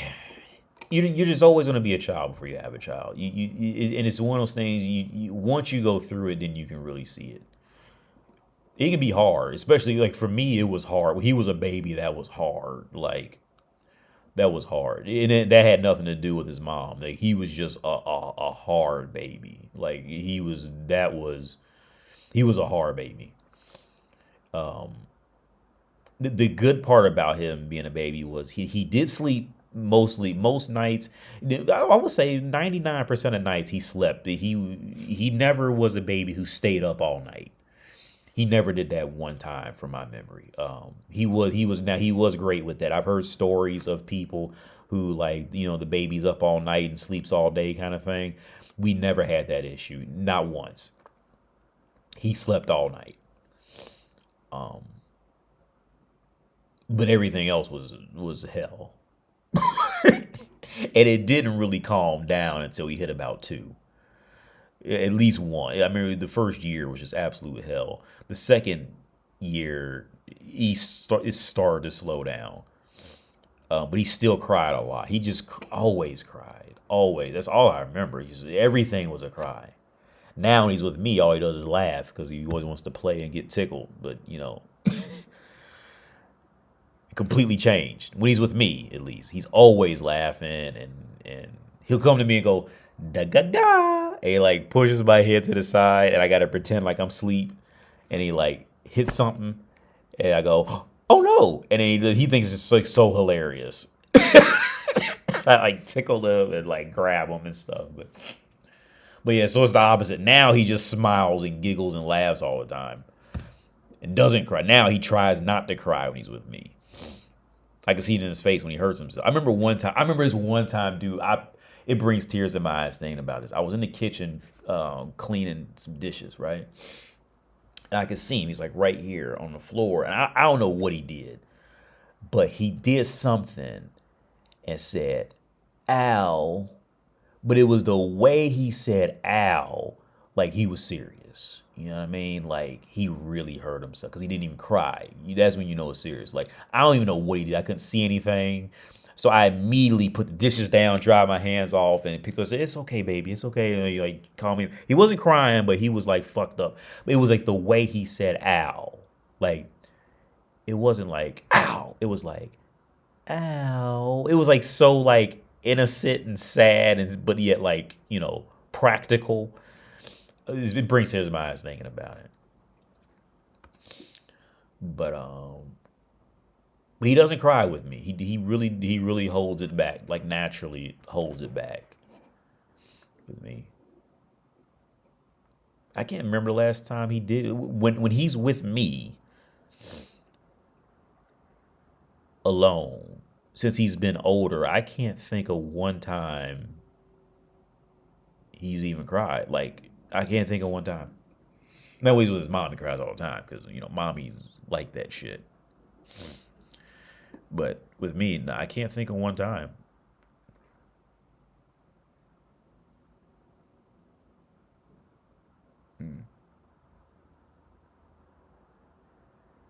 What's up, Marco? Yeah, I still call him baby. I always call him baby.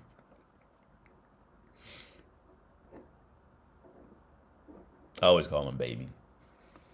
It was funny because my dad, he get on me. He says, call him by his name, right? And I remember when my dad came here, right? I wasn't there, but he told me the story. He said, because I think I was teaching, and he went to go meet her with him, and he was trying to get his attention, and he was calling him by his name, right? And he wasn't listening, and then and then he said he went baby, and then his head turned immediately, like So we think his name is Baby. But I call him like 10 different names. I have like 10 different nicknames for him. Like literally, like, I'm not gonna say him on the internet, but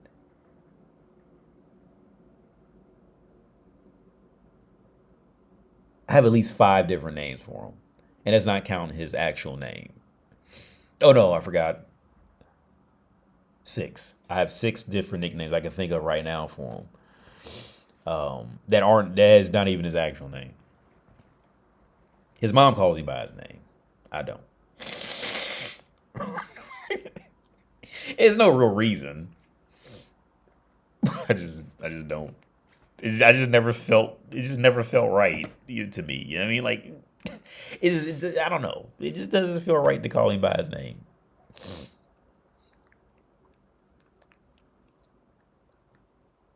I can't wait till it gets warmer so I can take him, because it's just too cold to really take him play, because now he's bigger and now he can like really walk. You know what I mean? Because like last year he really wasn't in the position to like. He was still too much of a baby last year. Now he's getting to the point where like now he's getting to the point where he's a little man now. I could just give him something to eat and I had to worry about him dropping it. Sometimes I got to worry about it, but like, you know what I mean? Like he's getting more autonomous now. I don't have to like, you know what I mean? Like he's not pulling away from me when I'm trying to hold his hand while I'm crossing the street, this type of shit like he was doing like last year. Like he's reliable now. We out here, man. It's 10:30, man. Have you ever watched Fist of the North Star? No. What do you think about the men that stay in bad marriages for the sake of the kids? Biscuit Oliver, now that I know what I know now, I was reading stories and people were saying this, and I agree. Now I agree. Do not stay in a marriage for the sake of the kids. Okay. Well, okay, it depends on the context. Okay. In my context, I think it was the best thing I ever did. I remember the first time I took him alone, and I remember that was the happiest I had felt literally in years. Right. But that was a context of my relationship. I'm not saying that'll work for everybody, but for my relationship, the first thing I thought was I should have done this sooner. Because, I was afraid of being alone with him and having to take him to school by myself and having to do everything like all the time, like by myself. I was afraid of that at first, because I just never done it before. But that really wore off after like the first time. It was the first time I was like packing like so much stuff in case something went wrong, that kind of thing. I was just horrified. I was terrified of anything that could have happened. But after the first time, now, when I take him to school, we leave here by 7:15. So at first I was like packing shit the night before, doing everything the night before, and still getting up. I was waking him up at like 6:30. Because he sleeps way better with me. He doesn't sleep well with his mom, but he sleeps through the night with me, dude. Like, you could check my Apple Watch health records, dude. Like I get excellent scores sleeping with him. Because he will wake you up. He'll wake you up. If he gets up, he'll wake you up. He's always been much better with me at night. Always. Never had issues with him. Very, very rarely. Like I said, I got the Apple health scores to prove it. So now I've gotten used to it, dude. I wake him up. Look, I start dressing him at 6:45. I wake him up and start dressing him at 6:45, and we still got time to kill. We still be sitting around watching Wonderoos on Netflix before we go. And we be getting to school early. Because he be with me. And then with mommy, it's going to be a 3-hour process because his emotions matter and all that shit. Because with me, he knows, like, okay, we got to do something. What is it? You know what I mean? But when mommy get around, that's when all the emotions and all that silly shit comes in and then nothing actually gets done. And, you know what I mean? This kind of thing, right? Then they still blame the man anyway. But with me, no. Dude, we be out there. We be out of here by 7:15. I get him to school. I do put a diaper on him to take him to school because he's still not completely reliable with pissing on himself if he gets distracted. And we be on a packed train going to school, and then we got and it's cold, so I don't want him to piss on himself when it's like freezing cold and all the stuff I got to take off of him to change him out. So I put a diaper on him on the way to school. Then we get to school, I change him back and then put just regular underwear on him. And just drive him off, and he don't be crying or nothing. He doesn't cry with me or anything like that. He's not throwing up at school. When he's with me, all these problems iron out, dude. Like all of them. All these issues come back out when he's back with her. The vomited on himself at school. He's pissing on himself. He's crying all day at school. He don't do none of that shit with me. I think there was one time he did it with me. No, let me take that back. When we had first split up, I think the first 2 weeks, he was consistently peeing on himself. Then after that, he stopped peeing on himself. Because you always got to carry the clothes home in a bag when they pee on themselves because they change them and all that. He hasn't done it since. I think it was the first 2 weeks he did it and hasn't done it since. And especially, like I said, at nights, he always sleeps great with me. Like, always sleeps great. He's to the point now he doesn't even wake up.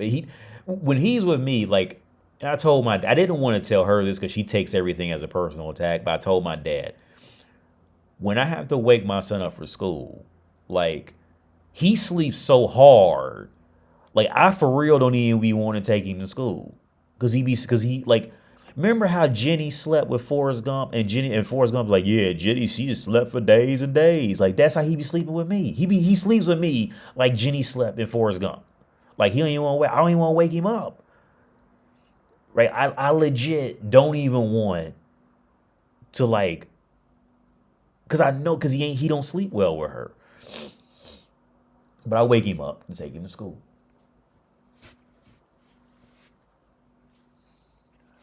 I'm going to buy him a bike here soon. I was going to buy it today. But I want to wait till I'm with him so he can sit on the bike. These little, like, they don't have pedals. It's just like, just wheels and the frame and the wheels. They don't have pedals yet. I'm going to buy him a bike. It's like $50. I'm going to buy him a bike soon. Hearing stories of single father raising their kids tell me parenting is as hard as women claim it is. Women just love to nag. Oh, Javi, 1,000. That's the first thing I told my dad. And my dad immediately told me, yeah, women are just idiots. That's exactly what he said. But yeah, no, here's the thing. Now, yeah, you're going to need a break from time. You're going to need a break, of course, because, it's still a responsibility thing. You kind of have to, at this age, you don't have to keep your head on a swivel so much. But yeah, no, it's nowhere near as hard as women make. Here's the thing. Women say it's hard because every woman thinks that her emotions that she's putting into it are counting for something, and they're just like they're psychologically exhausted and nobody even cares about that shit. That's why women think it's hard. It's really not that hard. Because it's really, as long as you just set some type of boundaries for the kid, these kind of things, the kid will start becoming autonomous and take care of themselves. Okay. It's really not, like I said, you're still gonna need I'm not gonna pretend like you don't need a break from time to time, but because you definitely do. But because women overall just lack any type of independent leadership. They need people to lead them. That's why it's hard, because she has to be in a position of a leader, and no woman wants to be a leader. Okay, it's really not that hard. Most men, listen to any man who's raising children on his own or was a stay-at-home dad anyway. It's hard when they're smaller because they just don't understand rules or logic at all. But once they start to age, yeah, it's like, I mean, you can have bad days here or there for whatever reason, but for the most part, it's not as hard as women. It's not as hard. It's by far easier than working a full-time job. A full-time job is a vacation compared to raising a child. I'm sorry. Raising a child is a vacation compared to working a full-time job. Okay, especially again, as long as the parent has order and boundaries set within the child. And here's the main area where women get these things completely wrong, especially in my case. See, now here's the thing. I told my dad this. I was putting boundaries into my son when he, from the very beginning. All right, on some level, there was boundary putting in, right? She never did. Most mothers don't. So now I'm in the position where now I can go. Now I can go. Hey, baby, come here, come here. What are you doing? See, now I can talk like that. I can talk lighter and and all that shit with him because now he already has the order put in him from me, and I could get genuine respect back. Now, if she tries to go, oh hey, he gonna go crazy with her. It's not gonna be any risk, but she never put the effort in from the start. She's just expecting him to feel her love. I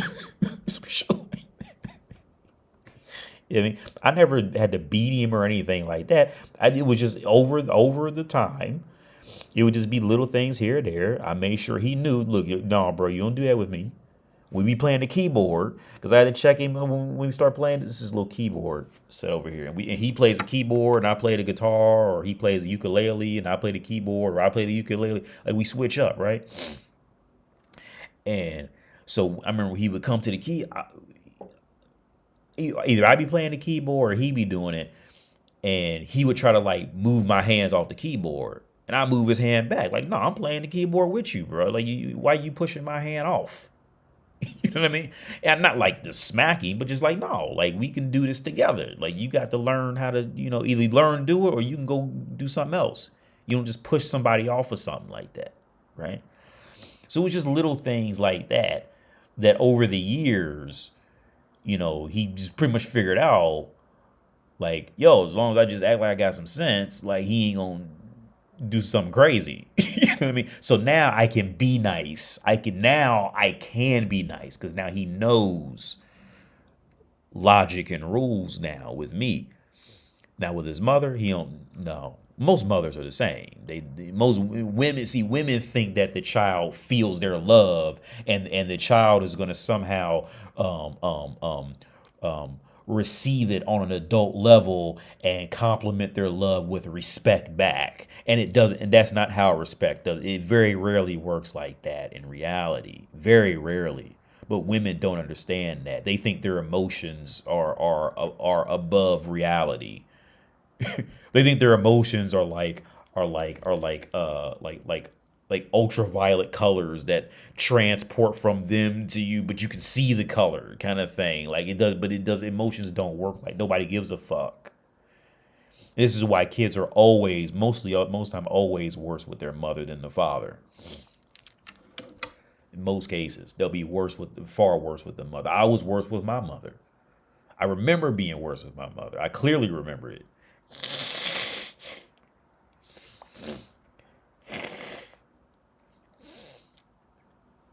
Yeah, I'm gonna go because my stomach's growling.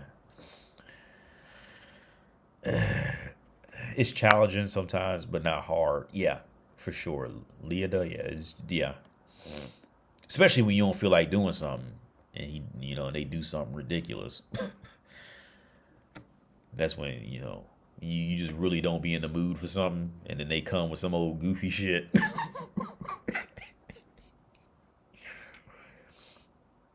But what I did learn was that usually the goofy shit is just like, they usually don't last that long. Like they usually last about like 5 minutes, at 5 or 10 minutes at max, and they get tired and go off and do something else.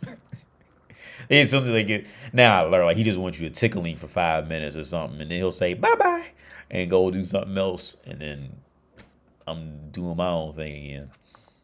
Like, I really could play video games with him. Like, I really could, like, let him play with his toys and I play video games. Like, I could do that, but I never play video games. I never, like, I don't drink anymore at all. But, like, I never play video games when it's just me, especially when it's just me, him, alone here. Like, he's never seen me play a video game when it's just me and him. When his mom was here, I would sometimes, but yeah. Anyway, you watch this stream. Okay, cool. I'm out, man. I'm getting hungry. Dude, baby get whoopings yet? Oh man, I had to check him in the mall a few days ago, because when he's with me, he's fine, but when his mom comes around, he turns into he just regresses. I had to check him in the mall a few days ago. I had to spank him on his butt and shake him a little bit, because we was standing in the mall. He kept trying to walk away from us. You know what I mean? Like, acting ridiculous. Or no. When I did that, he ran off and tried to sit down in the middle of the fucking mall. Just sit down in the middle of the mall. I said, no, you don't. Get up. That Steve Harvey, bite me, mom. Let me see if I can find that. Bite me, mom. That's it.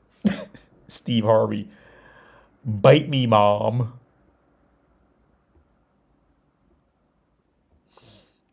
I don't know if I can find it. I thought it was on his show. But Steve Harvey, he said this, you know, when the white kids, they'd be like, bite me, mom. And he went hiding because he thought the mom was going to go crazy on him.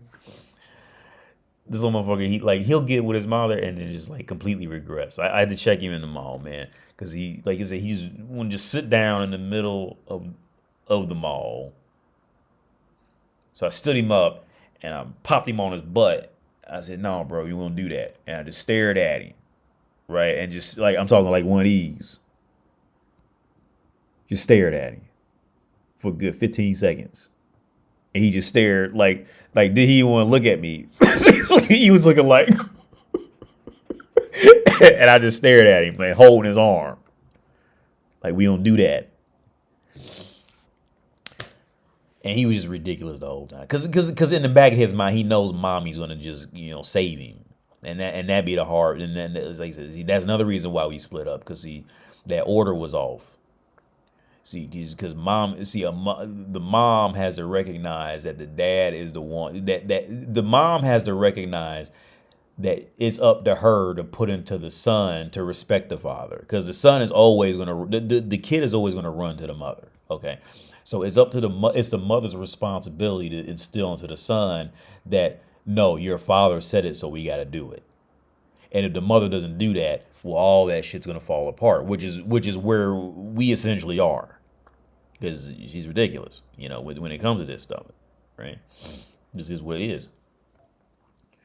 She's never done that. She's never instilled in him that I said it. I have to go above them and then risk getting into a fight with her. Like another issue, I remember the other issue came up. We was feeding him. It was me, him, and her here, and it was time to feed him breakfast. And he was doing this silly shit of like running around with food and dropping it and spilling it and then crying. And I just said, sit down. Now he don't even know what sit down is. He don't know English. But he went in there and sat down at the table. See, you don't when people know you mad, they don't need to know what you're saying. They know what they should be doing. He knew what he should have been doing the whole time. I said, sit down. Because he was just tripping. Right? And he got up, went in that kitchen and sat down at his table, at his plate of food in the kitchen. Right? Perfectly at his exact spot. Right? He don't even know, he doesn't speak English. But he knew common sense. He speaks common sense. He just chooses not to speak it when he knows he can get away with it when mommy's there. So I said, look, bro, you are not getting up out this chair until you eat this food. Period. And then she came in and said, well, what if he, and I looked at her and I had to look at her. I said, period. And then she looked back at me. I said, well, what you gonna do? We getting ready to get into a fight. Like that. You see what I'm saying? See, it was all these little things that came out that ain't worth it. That is a fixer-upper that's not worth it, dude. It's too much. Now, if we didn't have a kid, maybe it'd be worth the fixer-upper cost, but this is a hoopty.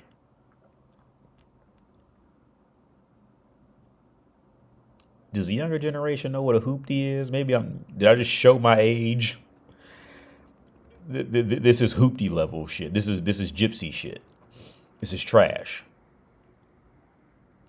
We don't do this. So he's with me. He knows how to sit down. He knows how to sit down. I got him a little table here. He sits down here. He can watch TV, or sometimes we sitting there and he eats. And I bring a little iPad or something like that in there. But he knows how to sit down with some order. He ain't spilling food, dropping food all over the place. He ain't doing none of that old goofy shit. Not here with me. With me, he's got some order. He's got discipline and order. We play a lot too, but he knows when it's time to have some order in him. When he's with his mother, all that goes out the window. Period. All that's gone. Because you can see it because when we got to walk in public, that's how I know it's all gone. Because I know she's probably watching now. She's probably going to be mad at me for saying that. Look, I'm not saying anything that's not true. Everything I said was 100% true.